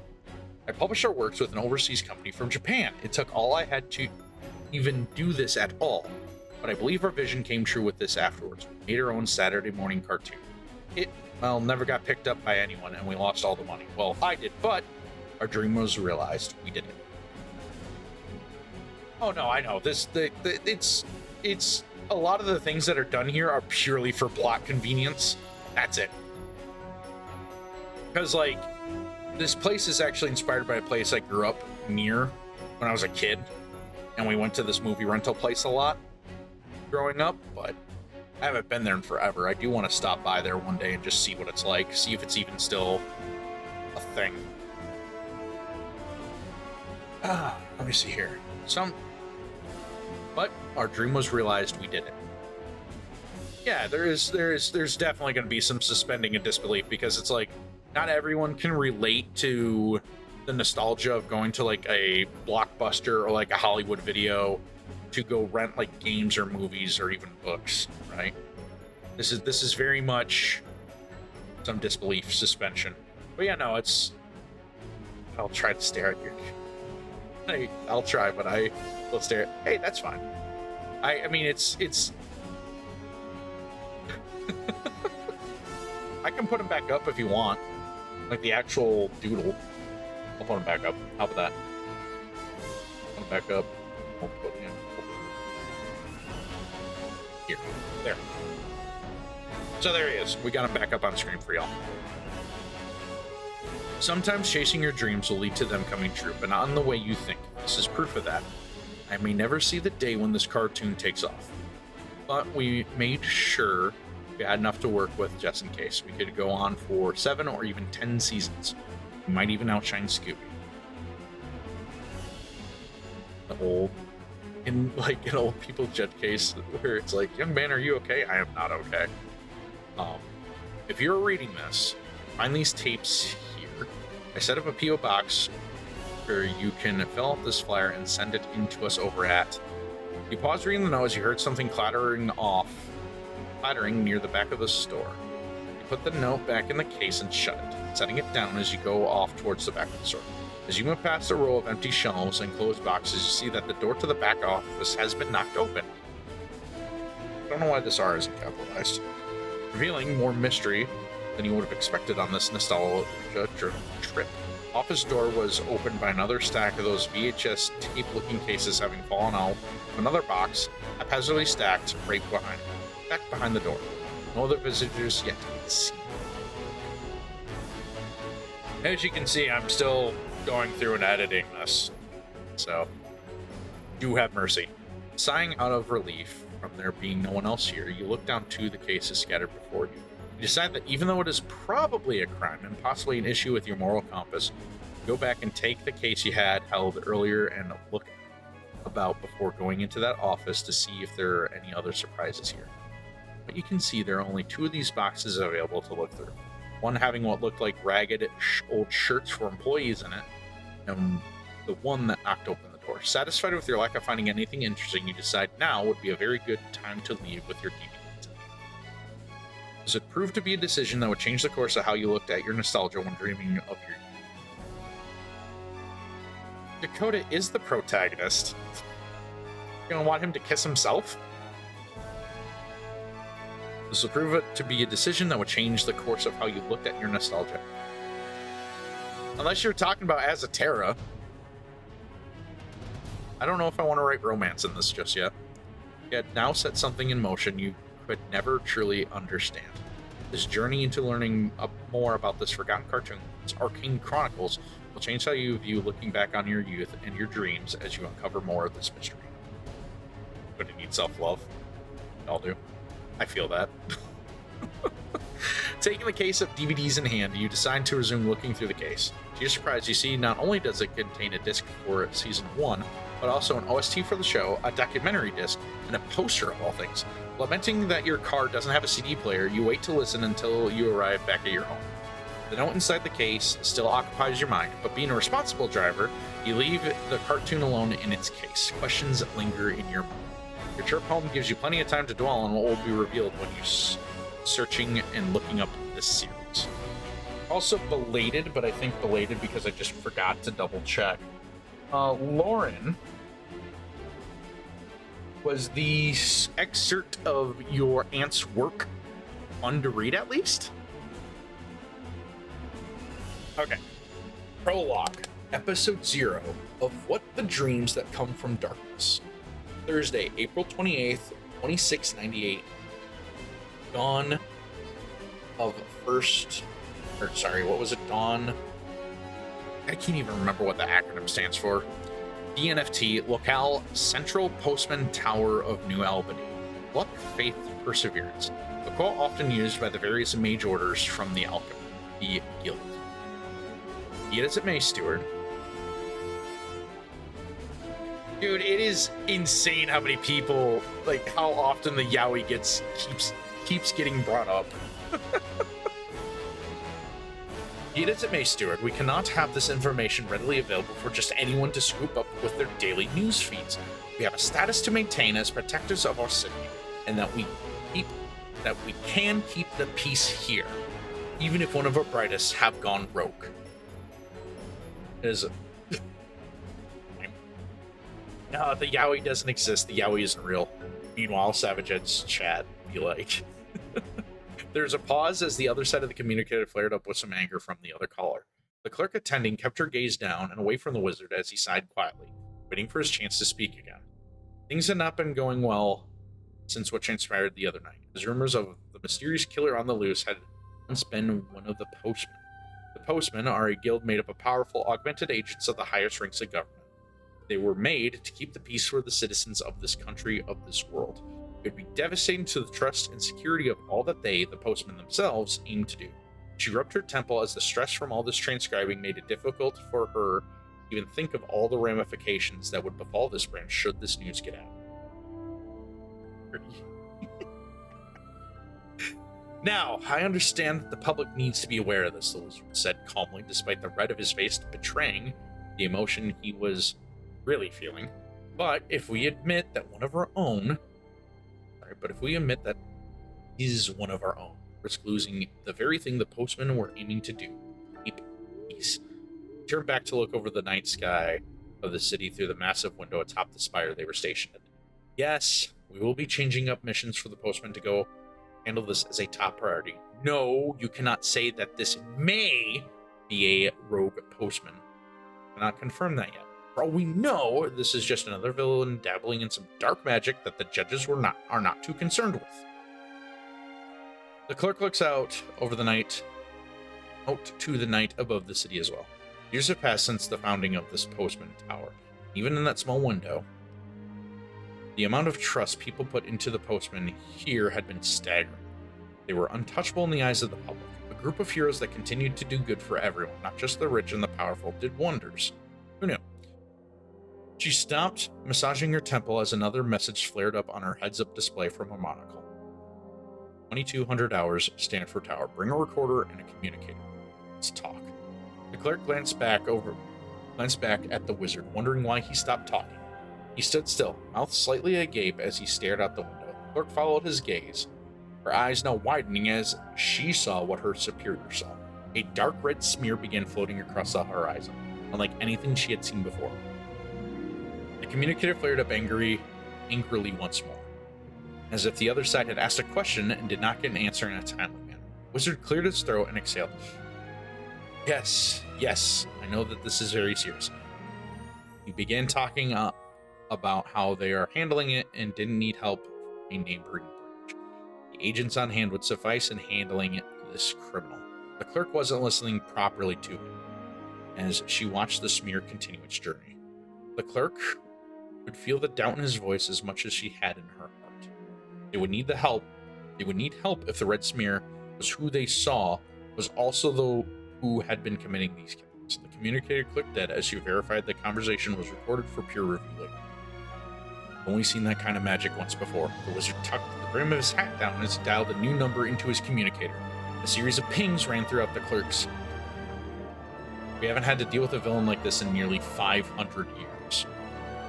The wizard seemed to age all at once as he nervously trembled, making his white hair stand out all the more against his darker skin. The fear was palpable. It's a vampire lord. He as his finger just danced across the communicator's interface. He was putting out a call to all available postmen in the area. His worst fear was beginning to be realized. As he did, another smear began to form in the night sky. Smoke and fire started to rise from the origin of that original smear. May the judges grant us mercy. This message is to all available units in the area. It is a purposefully intended auto-crafted message of utmost importance. The engines on the Omni vehicle roared louder as the transport transformed from street mode to air mode, metal shifting and softly humming as it morphed around him. The driver cleared out his last coordinates as he guided the vehicle into the air, reading over the messages appearing on his dash ahead of him. We do not send a message like this lightly. As you are all well aware, your duty is first and foremost to the people of our great city. The driver thumbed a button on the visual display before him, grimacing silently to himself. Postman then looked over his shoulder before verifying what he had on his person for such an alert. Sleeper agent. Wake up at the mention of a single word. Anyways. Secondly, it is to ensure whatever threatens our greater unity is quelled swiftly and with no remorse. Hello, Ruby. Hope you're doing well. Excuse me. We finally finished chapter 3, so we're actually reading through all of what we have written down so far for the actual story. And I'm making edits as I go, so hopefully I don't miss something. I'm sorry that you're in pain. I hope it passes soon. Being in pain is never fun. I'm currently also in pain. Because my back is bothering me. It goes away soon, though. Postman ran a quick diagnostic test over his tactical gear to make sure his watch, armor, spells, and weapons were ready for combat. Fully charged, locked, and loaded. We have reports of a cataclysmic target sighted, last seen exiting a civilian sector, possibly having started a fire. Moving westward towards a construction zone, emergency agents of the Medical Guild have been alerted to aid the local law enforcement body to attend the wounded. Local firefighting guild dispatched. Postman shifted in his seat. He couldn't control his excitement. Finally, some action. He felt as if the last few weeks of being stationed in this part of the city had kept him from where the majority of the action brewing in the higher districts. But now, he was the closest to this villain's rampage. Good night, Limes. Thank you for being here. Hope you have a good sleep. Rest well, friend. I'm sick, my legs are dying, and I'm sad. Oh, carrot cake's pretty good. I'm not the biggest fan of it, but that's a good combo. I do hope your legs heal. I'm not quite exactly sure what you mean by they're dying, but hopefully it's not like you're losing sensation. And hopefully the carrot cake and cuddles help. Now he was the closest to this villain's rampage. He advised, the target is extremely dangerous and will require utmost lethal force to be dealt with. Do not attempt capture. Destroy the target without harming innocents. He advised. Other postmen en route. Confirm if joining the hunt so other agents are aware. He advised. Witnesses claim target has possible hostage. Confirm objective acknowledgement and proceed with mission go. You walked like 4 miles. I mean, a metric system mile? So are you talking like kilometers? 4 kilometers is still a pretty good distance. Wolven.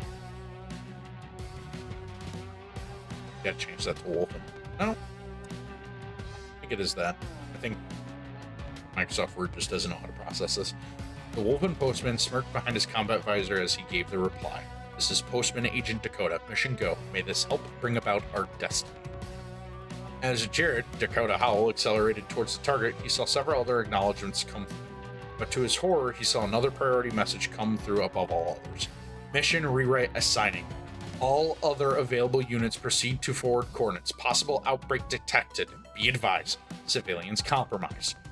Agents Dakota and Erie are to proceed and hunt. Other agents converge and help contain outbreak. Rendezvous with leading law enforcement agent Groundside. Dakota slumped a bit in his Omni vehicle seat.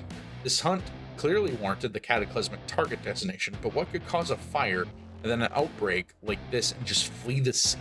A necromancer? A demon? Something wasn't sitting right about this, and Jared was itching to find out. Also, this would be the first time he got to do an assignment with the elusive Agent Erie. He knew of her and had heard that she was one of the first other postmen made, and yet he didn't quite remember where she came from. No one remembered. Agent Dakota checked his gear once more and sped off towards his target. As it is, so it will be. Postmen deliver justice. Little would anyone deploy tonight know that this was the start of something no one would ever come back from the same again. Jared least of all. For tonight, Dakota would meet something impossible for him. A postman gone rogue, a man-made vampire lord. As the ambient noises of the engine hummed in Dakota's ears, the postman ran through a myriad of outcomes of how this could go down with whatever this enemy was. Main base had not updated him on what the other postmen were dealing with themselves, or if they had any confirmation about what the target actually was. No updates on if it was a lich, necromancer, demon, or something else entirely. I know I rely on M-dashes a lot, but I do like how they look. He continued to coax the Omni vehicle to go faster as it zipped through the air. He could have pushed these concerns down into the back of his mind as he focused on getting to the target. He had to get to them first before he would worry about how to take them down. Do not defeat your enemy without knowing what they are first. After all, we all have strengths and weaknesses that need to be accounted for. Words flowing from his old mentor rang his mind. Dakota normally wasn't one to be so concerned with target's unknown strengths and weaknesses, though. There wasn't much he couldn't take down alone, yet something about this mission seemed to make him take a pause. Normally, anything that could do this level of destruction was stated as soon as the call to action was given, allowing each postman time to prepare for the fight ahead. That didn't happen this time. Dakota was surely confident in his combat prowess, but he had his doubts. Thankfully, he had Erie accompanying him on the mission. And out of all the other postmen he knew, she was by far the most capable. She never seemed to fail a mission, although her rating stayed very low in the public's eye. Dakota always found that odd. Maybe she wasn't much of a people person. Often, though, she was sent on more specialized missions, being handpicked by the higher positions in do so. Erie had a very particular set of skills that often went hand in hand with death. It didn't take long for Dakota to eventually catch up to the target, as the glowing crimson-colored cloud surrounding them made it rather easy to see them in the night. The postman growled softly as he slowly began to piece together what would be. Crimson Cloud was the first giveaway. He wished he had some blessed munitions on, as there was only one thing for sure with that kind of power: vampire. As he readied himself to go into the night, the vehicle began to confirm his knowledge, not by its own volition, but by the communicator flame. It was a postman on site of where the fire was, calling out to main base about what the situation was groundside. HQ, be aware. Fire is being put out. However, contagion is confirmed. Some civilians in sector have been compromised. Multiple deaths. Outbreak to be vampiric. We can try to contain and knock out targets before the vampiric outbreak spreads. However, we do not have the munitions available to do safe containment at full capacity. Orders. Dakota's heart sank. There was only one order he never he wished he never had to hear. So he shut his communicator off, not hear what would become of those infected. He couldn't stand that level of failure. Grimacing with rage, he opened the vehicle up, drawing his rifle as the shifting magics began to work, opening the canopy to allow Dakota to stand up and get ready to take aim onto them. That is when he saw it did in fact have a hostage. The hostage was a younger looking person, maybe in their early 20s at the oldest. He couldn't quite tell as the crimson energy flowing out from their mouth and eyes began to coalesce around the victim was clearly knocked out from their vitality, leaving them and being consumed by the vampire. He had to act fast. Holstering his weapons and readying his watch for 2 spells, he leapt out of the vehicle. The vehicle shifted back to close and disappeared, vanishing into invisibility as the postman raced towards his target. Spells he channeled were that of speed and omni, giving him near full control of night air as he flew onwards. Unfortunately, the vampire heard or sensed him and turned towards Dakota suddenly, ceasing the flow of magic and tossing the body aside. The body disintegrated into ashen dust as the vampire finished his meal. Dakota was too late. That was when Dakota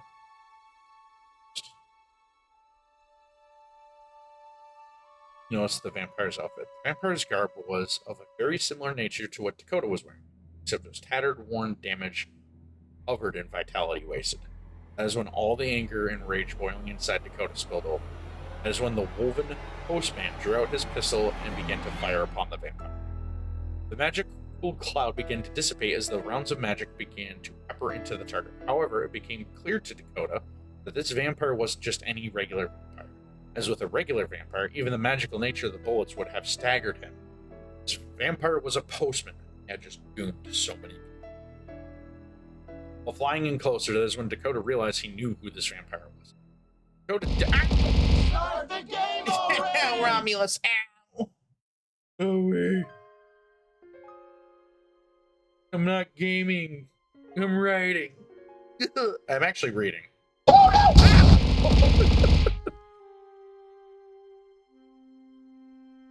Dakota didn't want to believe it. He heard of this vampire's prowess and knew what they were capable of. No one had seen them in months. Dakota assumed they were in deep cover or something. He heard rumors of them possibly even being dead or worse. This was their worst outcome. Dakota pressed on, naively presuming that this postman was an unlucky victim, not doing this intentionally or of his own volition. As he closed the gap, the other laughed harshly and channeled the dark energy. Dakota barely had time to dodge it. It was even worse, much worse. They weren't infected by a vampire. They were the vampire. This made dealing with them all the more terrifying. Dakota yelled out his target's name. Reagan! As he did, the gap finally closed. They collided in air. Impact stunned the vampire, allowing Dakota to catch Reagan by the vampire's head. Clawed hands went for his wrists as Dakota began to somersault in the air, before letting go and flinging the vampire towards one of the many unfinished buildings in this construction. Thank you for dumping the points. The dump points are exactly what they mean to be.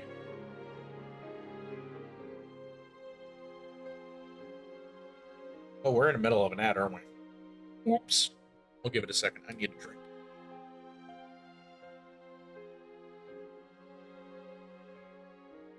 No, they're literally just to dump points. And no, there's not an Easter egg for the 100,000 one.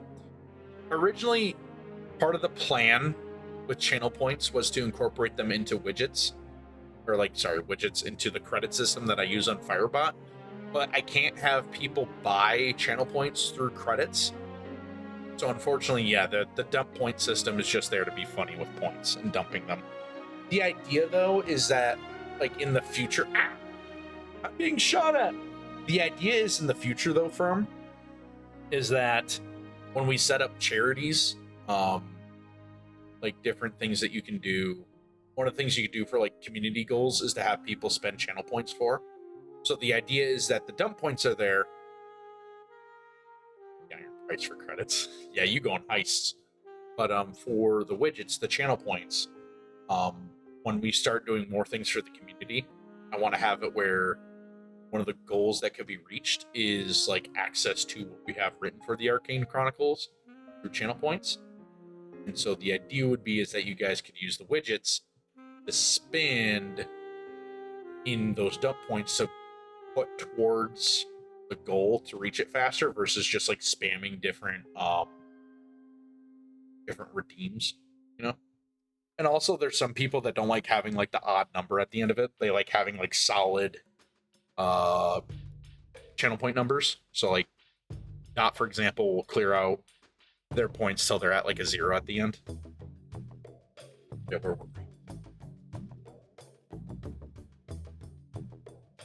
Flinging the vampire towards one of the many unfinished buildings in this construction zone, he had to deal massive damage to Reagan in sunbursts, as he knew the tattooed spells etched into his body would only be overloaded in such a way.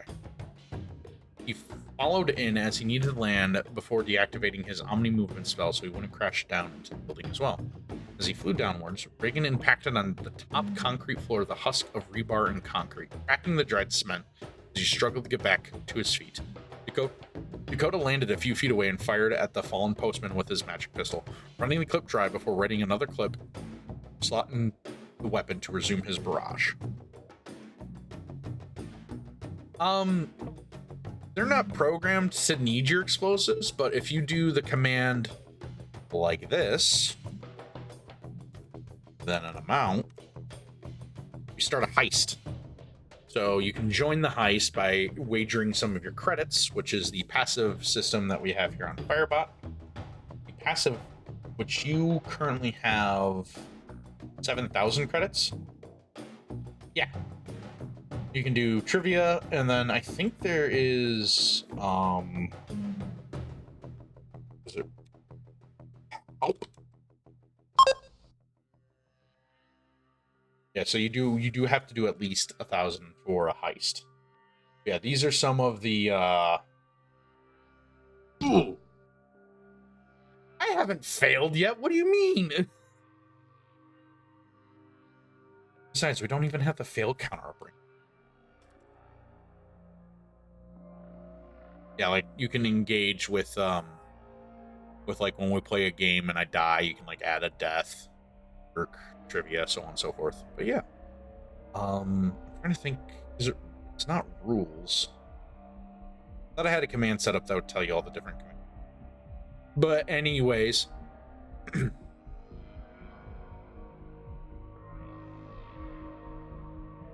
Reagan, you monster, what have you done? Dakota cried out as he felt his own heart pounding harshly in his chest. The situation was so abhorrently dire now. Reagan, who was starting to slowly get back up, began feeling the rounds impact his weakened shielding spell as he wiped the blood from his mouth. Vampire coughed and continued to stand back up in defiance of Dakota's onslaught. It was clear to Reagan that this was not meant to be a capture mission, but an execution. Vampire winced as the rounds began to hinder him, making him draw out his own weapon to fight back against Dakota. From the side of his tattered coat, he pulled out a heavy and massively bladed revolver. It shimmered slightly in the pale moon's light as dark energy flowed down the length of the barrel. Dakota, not wanting to take a shot from a large magical hand cannon, dove behind a pillar.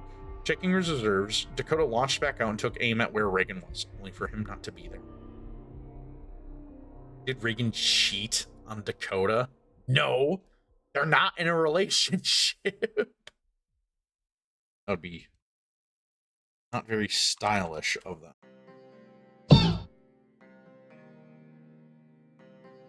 Only to see the vampiric postman directly on top of him. Jason Reagan had an affair with Ohio. No. Romulus, I'm so glad that you also take up the yaoi bit. Dakota barely had time to block the oncoming assault as his pistol was shredded due to the magic in those crimson glowing claws. Biggins. Dakota called forth a shield of energy to protect him as he staggered back, doing his best to parry and block the flurry of attacks. His watch continued to hold up the shield. Reagan knew that shield would be hard to get through normally, so he changed tactics. He lunged off of Dakota's chest by grabbing onto the postman's arms, pulling him in close.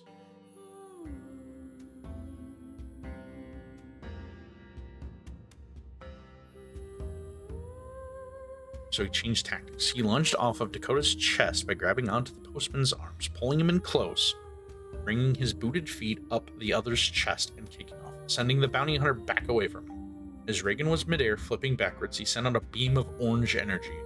Dark energy whip was now in Reagan's clutches. As he sent forth its energy out towards his enemy, he could snare that woven postman.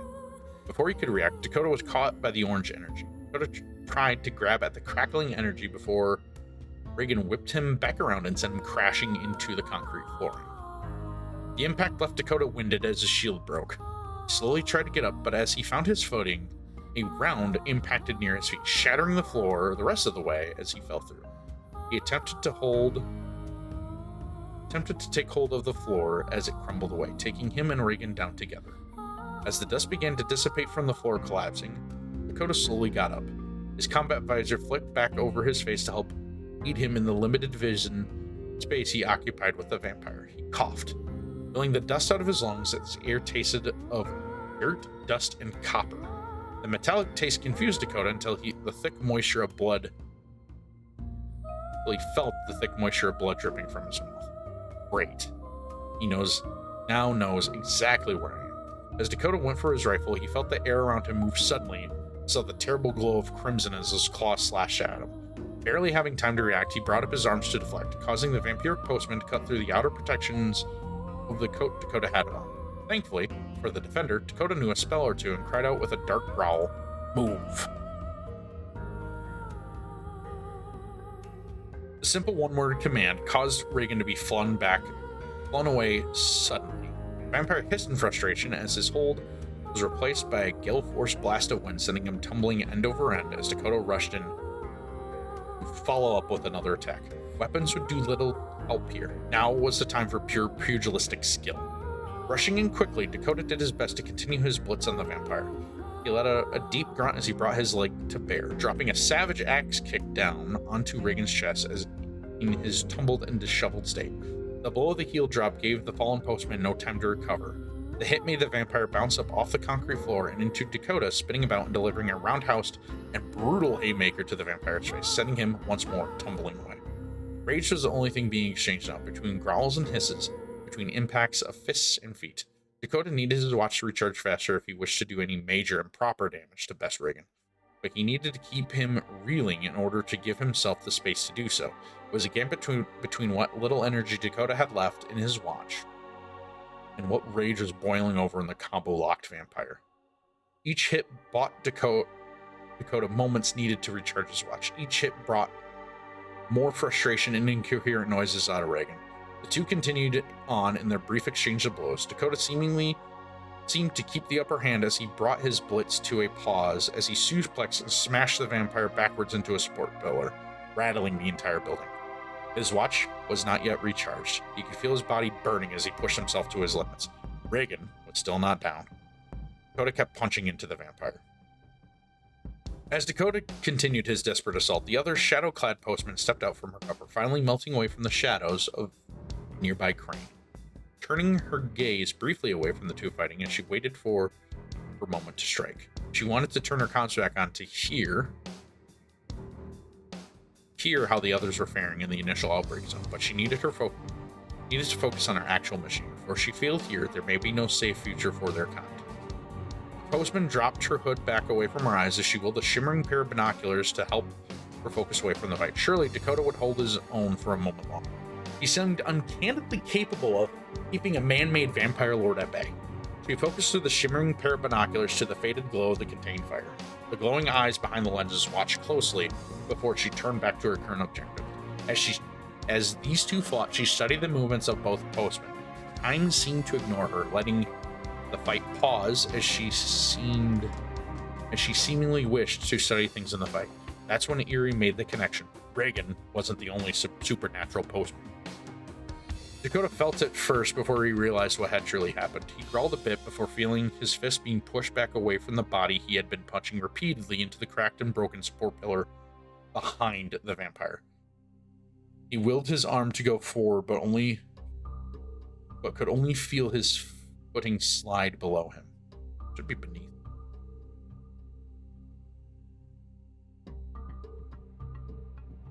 It seemed his luck was running out, as his watch was not yet fully charged. Desperation began to sink into his weary body. He had one option left. He didn't like this option. He didn't want to use this trump card. Sadly, though, Reagan knew this card before it was cast. Fight for a system that is so broken you cannot fathom it, the vampire hissed, pushing Dakota back as the terrible glow of Reagan's eyes pierced into Dakota's soul. They created you. Created me. Words trailed in the air as Dakota's eyes began to glow behind his visor. The hair on his head began to grow longer as his sleeveless arms began to turn darker with gray and brown fur. Monsters, the both of us. They expect us not to give in to our primal needs we have. Crave the ending of life. These people are fuel for us. Don't deny yourself your nature, Dakota. Your new nature. As if it was a command, Dakota howled in rage and drew his captured hand back, bringing Reagan in closer so he could headbutt him. But that was when he felt a sharp ping dig into his other shoulder. The blade from the revolver pierced through his coat and sunk deep into him. Pain was all Dakota could feel. As all his forward momentum was halted, Reagan laughed as if the damage Dakota poured into him was negated by that simple. Do you feel it? He asked, twisting the blade against Dakota as the clawed hand grasped desperately into the vampire's hand. Blood oozing out from the knife wound as Dakota tried to remove the gun from his shoulder and out of Reagan's hands. Good. Was all that was said before the vampire growled and launched the knife off the end of the gun, sending Dakota end over end as the blade lodged its metal into the bone of Dakota's shoulders.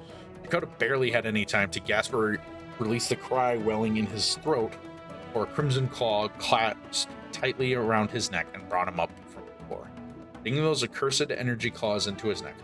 Reagan relished at the sight of Dakota squirming in agony, the blood magic seeping out from Reagan sent into Dakota unfathomable pain as the werewolf writhed about in that grasp.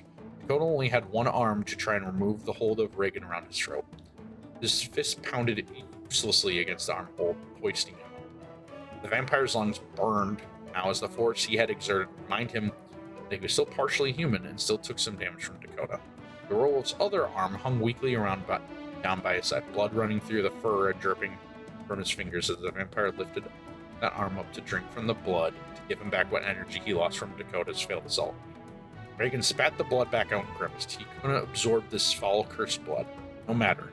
He could finish off Dakota like this yet. But then he felt that bloodied hand clasp onto his forearms and claws digging into him.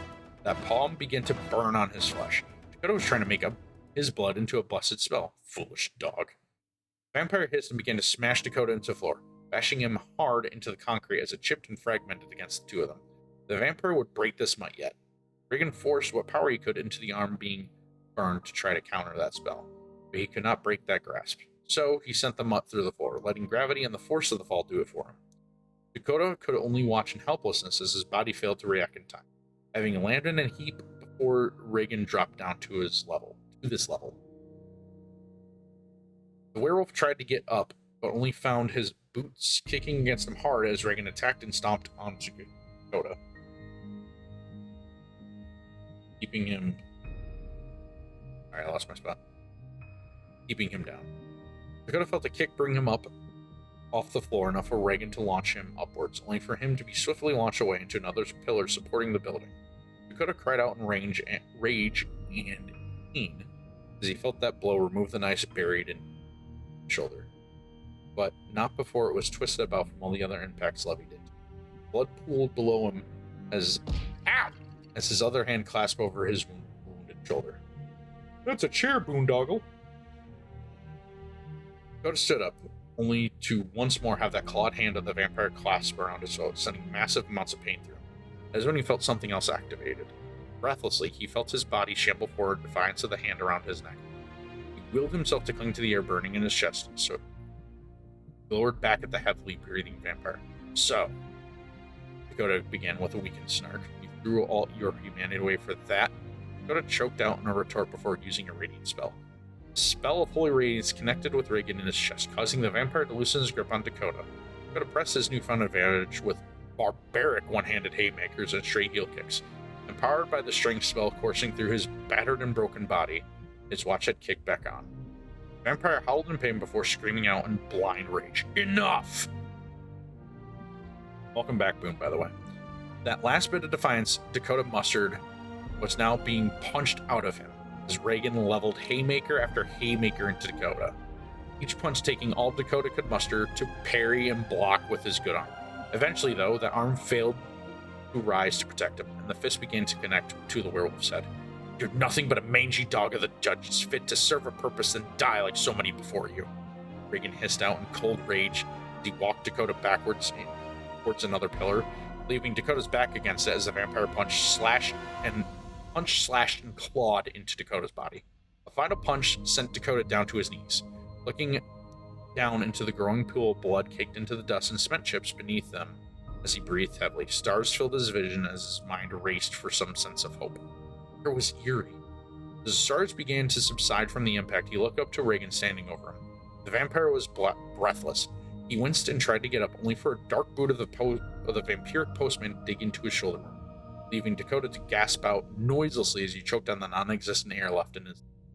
The vampire pushed him back down into the floor with malice and anger bubbling up in his voice. "I am no longer Reagan to you. From here on out, your memories will know me by one name. I am the Bloodsmith, burner of all they hold dear." Before anything else could happen, another taste entered Dakota's mouth. It was not a taste of fear or rage or desperation, but of ozone? As if summoned out of thin air, the Bloodsmith barely had any time to react as a force of some otherworldly nature collapsed onto him, sending him reeling away as the world around Dakota faded to black. Eerie had now joined them. The Bloodsmith knew his victory was at hand. He had that mutt right below his heel. He wanted to savor his foe's end and relish into the light it would bring him, knowing that he put down the agency's best lapdog. Now that was taken away from him. The shadowy mass that attacked him gave no words, no my back. Oh, I shouldn't have leaned over. Goodness. The shadowy mass that attacked him gave no words, no warnings, just action. Pure, focused, unadulterated action. The vampire tried his best to catch himself on the ground, only for that ground to be suddenly away from him as a blast of purple energy seeped into his palm and up through his arm, sending him directly upwards into the waiting weapon of shaping steel that was there for him. The figure holding the weapon with a cold, calculated malice in her eyes. There had only been one time in Reagan's life where he felt this fear in his heart. It wasn't something he ever thought he would feel again. The other postman didn't show any signs of exertion as she brought the vampire up the length of the spear, running it through him as she pulled him closer by his shoulder. The pain was unlike anything the Bloodsmith felt before.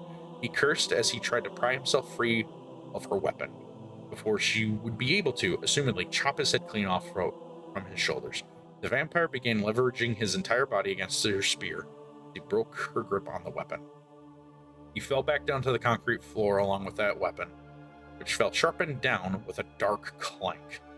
In rage, he started to draw himself up off that spear. Before Eerie called it back to her. She held out her hand and called it back as the spear dissolved into metallic dust before being reforged into a new shape, a wicked scythe. The end of the curved blade working its way around the vampiric postman as he leapt away from it. It caught the end of his arm and ripped through it. The limb dropped to the floor in a spasm of pain as the Bloodsmith cried out in anger. He would kill this other postman. As if correcting him, Eerie spoke. Her voice seeped into his brain unlike a voice normally does, but as if it was in his head instead of her voice leaving her. Any of you claim to be able to do that, you'll be another corpse on that list.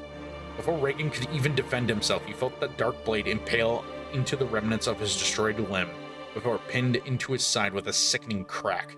He felt the metallic dust burrow into him as the scythe morphed into a chain.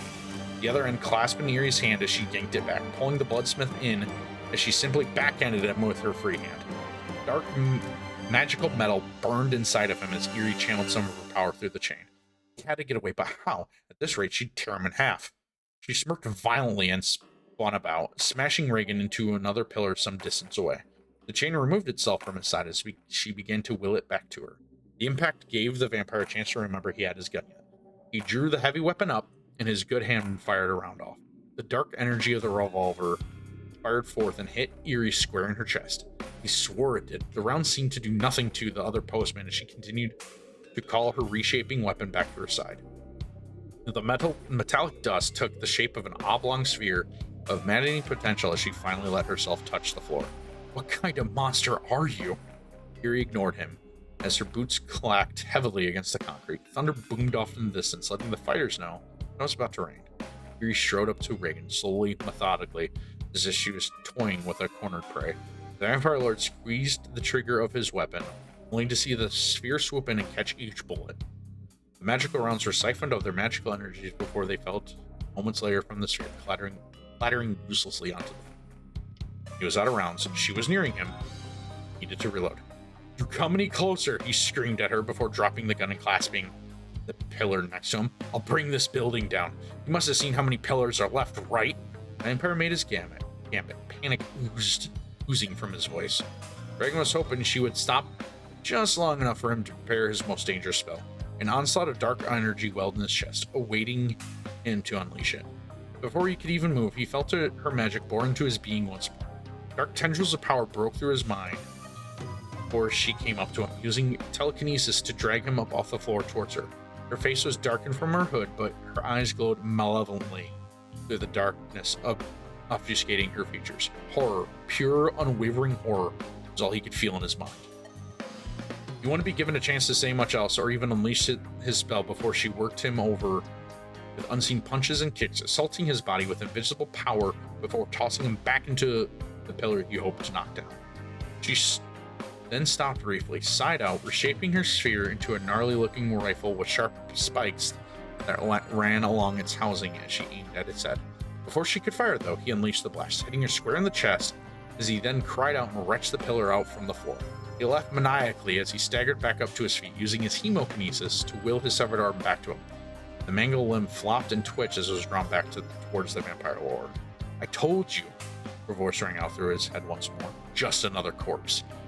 As that happened, a massive blast of otherworldly power surged into him, sending him spiraling out into that raining, thundering night as she would return for him. Surely he wouldn't go that far after hitting the ground. She had to save Dakota. The building began to crumble and fall apart as she strode on, seemingly unfazed by the destruction befalling this husk of concrete and rebar. She looked for her fellow postman. She had to get him before the building tore itself apart. Thankfully, due to his injuries, he had not moved from the pile of rubble and blood he was left in. He was in bad shape. She grimaced as she realized she couldn't kill Reagan and save Dakota. They needed him yet. They could kill the vampire another time. Heaving softly, she brought Dakota into her arms and ran out of the crumbling structure, leaping into the night. Her shaping magic sphere began to work on mending what it could of Dakota as she landed on another nearby unfinished building. Rain continued to fall as the dark tailbow night began to change into a dim, haunting. Yuri knew the higher-ups would be mad at her for failure, but this was the right thing to do here. What could it not be? A week had passed since that night. Dakota sighed softly as he stepped out of the main entrance to the watch spire. The city was still recovering from the events that happened as a group of people stood outside the base of the short flight of marble stairs that led up to the main floor of the Postman Watch Spire of New Albany. It was set dressing more than anything, as its total rise in height was only that of about 5 feet. Dakota was mostly unkept, not shaven nor hair cut back down since that night. He was weary, exhausted, and drained from the fight with the bloodsmith. He softly sighed to himself under his breath as he gazed out into the crowd, looking for any familiar faces in the room. He hated conferences, especially when they involved things he was a part of. Failure still clung to his bending body as he tested his shoulder. His arm was still not wanting to move right. He cursed his weakness and lack of skill as the sling kept his arm in place. Balling his fist before flexing on his fingers, he took a seat next to a fellow postman. This was the one that called out about the situation groundside from the fire. His head low as Dakota patted his shoulder with his good hand yet. This had been their first major failure as well. This had been the first major failure for all postmen. Dakota sat down with deliberation as he really didn't want to be. He had to check on his sister, let her know he was safe and well. He hadn't seen her in over 3 weeks, and while he knew she was safe, he didn't like leaving Emily alone, especially with all this news being put out. He'd see her tonight. He needed to. Before he could get up to leave, the other postman agents sat down, all continuing the conversations they started before they left the meeting. Hushed tones among them all as the crowd began to grow. Dakota would try to focus on one of the conversations, but couldn't get the words out of his mind about what Yuri had said during their debriefing of the fight. He found it odd that she still chose to save him when she had Reagan dead to rights. She admitted she didn't expect Reagan to be able to move after she left his body mostly broken and dropped from several hundred feet. He must have found another victim nearby. Dakota continued to go through the fight in his head, wondering if he should have taken that shot. The civilian was already dead. Did he pause as he saw his sister in that vampire's clutches? Did he recognize her in reality? He would never know his answers to that, but he continued thinking before a shoulder nudge brought his attention back down. News guilds have arrived. He sat straight in his chair and looked over the now fully assembled team around them. More political body members were here as well. Some of the governors, barons, mayors, and lords from neighboring cities sat down a row of sets ahead of the postman, along with armored police that stood at the bottom of the stairs, keeping eyes ever vigilant for anyone who dared disturb this meeting. Created a barrier between the News Guild members and who else would be arriving shortly out of the spire. Dakota knew who was coming out, but still couldn't believe that they, let alone both groups of them, were here. The king and queen, along with the senators and her husband, were here today as well. Both parties had not met in this city since this building was established. Being the ruling parties of this country together in such a place was much more of a shock to Dakota as it was to everyone else. Everyone was on edge. The Tech Mage Knights came out of the tower first, flanking either side of the doorway as the crowd murmuring grew louder. The hulking armor figures paused before they raised their spears high and stood at the ready. In the stillness of it all, Dakota wondered if they were expecting something bad to happen. Soon, the king and queen would walk out, followed closely behind the senator and her husband. Behind.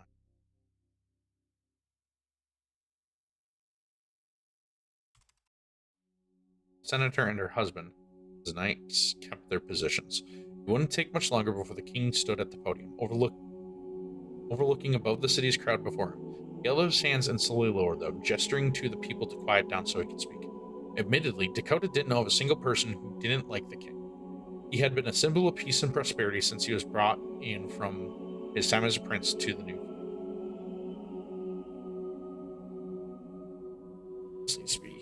He spoke with a level of authority few possessed, and fewer could hold the crowd's attention like he could. But even today, Dakota knew it was going to be a challenge. As this dark night embraces us, we stand before you all, heartbroken, maddened, and distraught over the actions of the despicable violence that occurred here in our great city. The king kept his head held high, looking out over the news reporters and onto his civilians as the queen came up beside him, holding his hand as he continued to give his speech. They were quite young for rulers, and that was the biggest criticism of their reign. Too young to have what needed experience for such a role was often used against them. But now more than ever, they were viewed as the voice of reason and peace. News reporters began to clamor and talk amongst themselves as a civilian of the city listened intently, trusting that the wisdom the king had to offer would be of utmost importance. Their trust in the postman was waning after the reveal of who the attacker was. We have been blessed with the forces of peace in our great city, those that protected us. They served as a beacon of hope for all of us. Let there be light even in this darkness. For the sake of our nations, our unity, we ask humbly for you to keep your hopes in them as much as we do. There's a pause as he gauged the crowd's reaction before adding in, and as much as we do in you all as well. He looked over to the agents to his left, then right as he asked them to stand. Dakota was the first to rise. These men and women have done all they can to help protect you, and had no idea one of such power was among them, he added, looking back to the crowd and slowly hanging his head. Had I have known, I would have done more to ensure that this would not have happened. Dakota looked towards the king with a bit of shock. The king didn't even know that they had supernaturally powered members in the rank of the postman. The crowd began to look at each other and nod, for another clamoring begins. The king raised his hand once more to silence the crowd. We all hope that you can still remain in understanding that even the most infallible people are not perfect, and still strive to do what they and to protect us all. Starting today, we will begin rebuilding the district ravaged by that vampire lord. We will not cower into defeat, as that would sully the memories of all those lost that night. And step back, allowing him to raise both arms and keep the crowd silent. Our plan is simple, yet twofold, but first, I will have the senator fill you in on what we'll do about this all. Step back, offering the microphone to the Madam Senator as she cleared her throat. News guilds continued to work in a flurry of motion as they recorded everything. Got a side out and looked away from the crowd and the leaders. In honor of them, we'll be adding their number to the stars above. For this night will be a candle vigil to them as we call this night the Night of 1,000 Stars. She started. Her eyes scanned over the crowd as the people began to notice that she looked like she had just got done crying. There were rumors that her daughter was killed in that attack. Another failure by the postman. Dakota couldn't stay here, so the woven postman got up and left. No one stopped him as he slinked away, the voice of the Madam Senator continuing on as he goes to leave. No one noticed him leaving, despite the empty chair there. The forward prologue. Actually, shoot, it is a lot later than I thought it was. I think we're gonna have to call that for now. Sorry about that, gamers. I didn't realize it was already 7:45. Yeah, so I think with that, we're gonna have to call it there, unfortunately. So I do hope you all have a good night. Again, I apologize. I didn't realize how late it was and how long it was going to take to read through that all. But next time when we stream, which may be tomorrow, I'll keep you all posted. We'll read through the next 3 chapters, and then we'll start our outlines for Arcane Chronicles chapters 4 through 6. But with that, I want to thank you guys also very much for tuning in. I appreciate everybody that stopped in. It was good seeing you all. Good meeting our 2 newcomers that have stopped by. I do hope you guys are enjoying this as much as I am still. But yeah, I gotta go. I didn't realize it was already like 7:45, so I'm gonna go. Hope you all have a good night, and I'll catch you guys in the next one. Take care, everybody. Bye.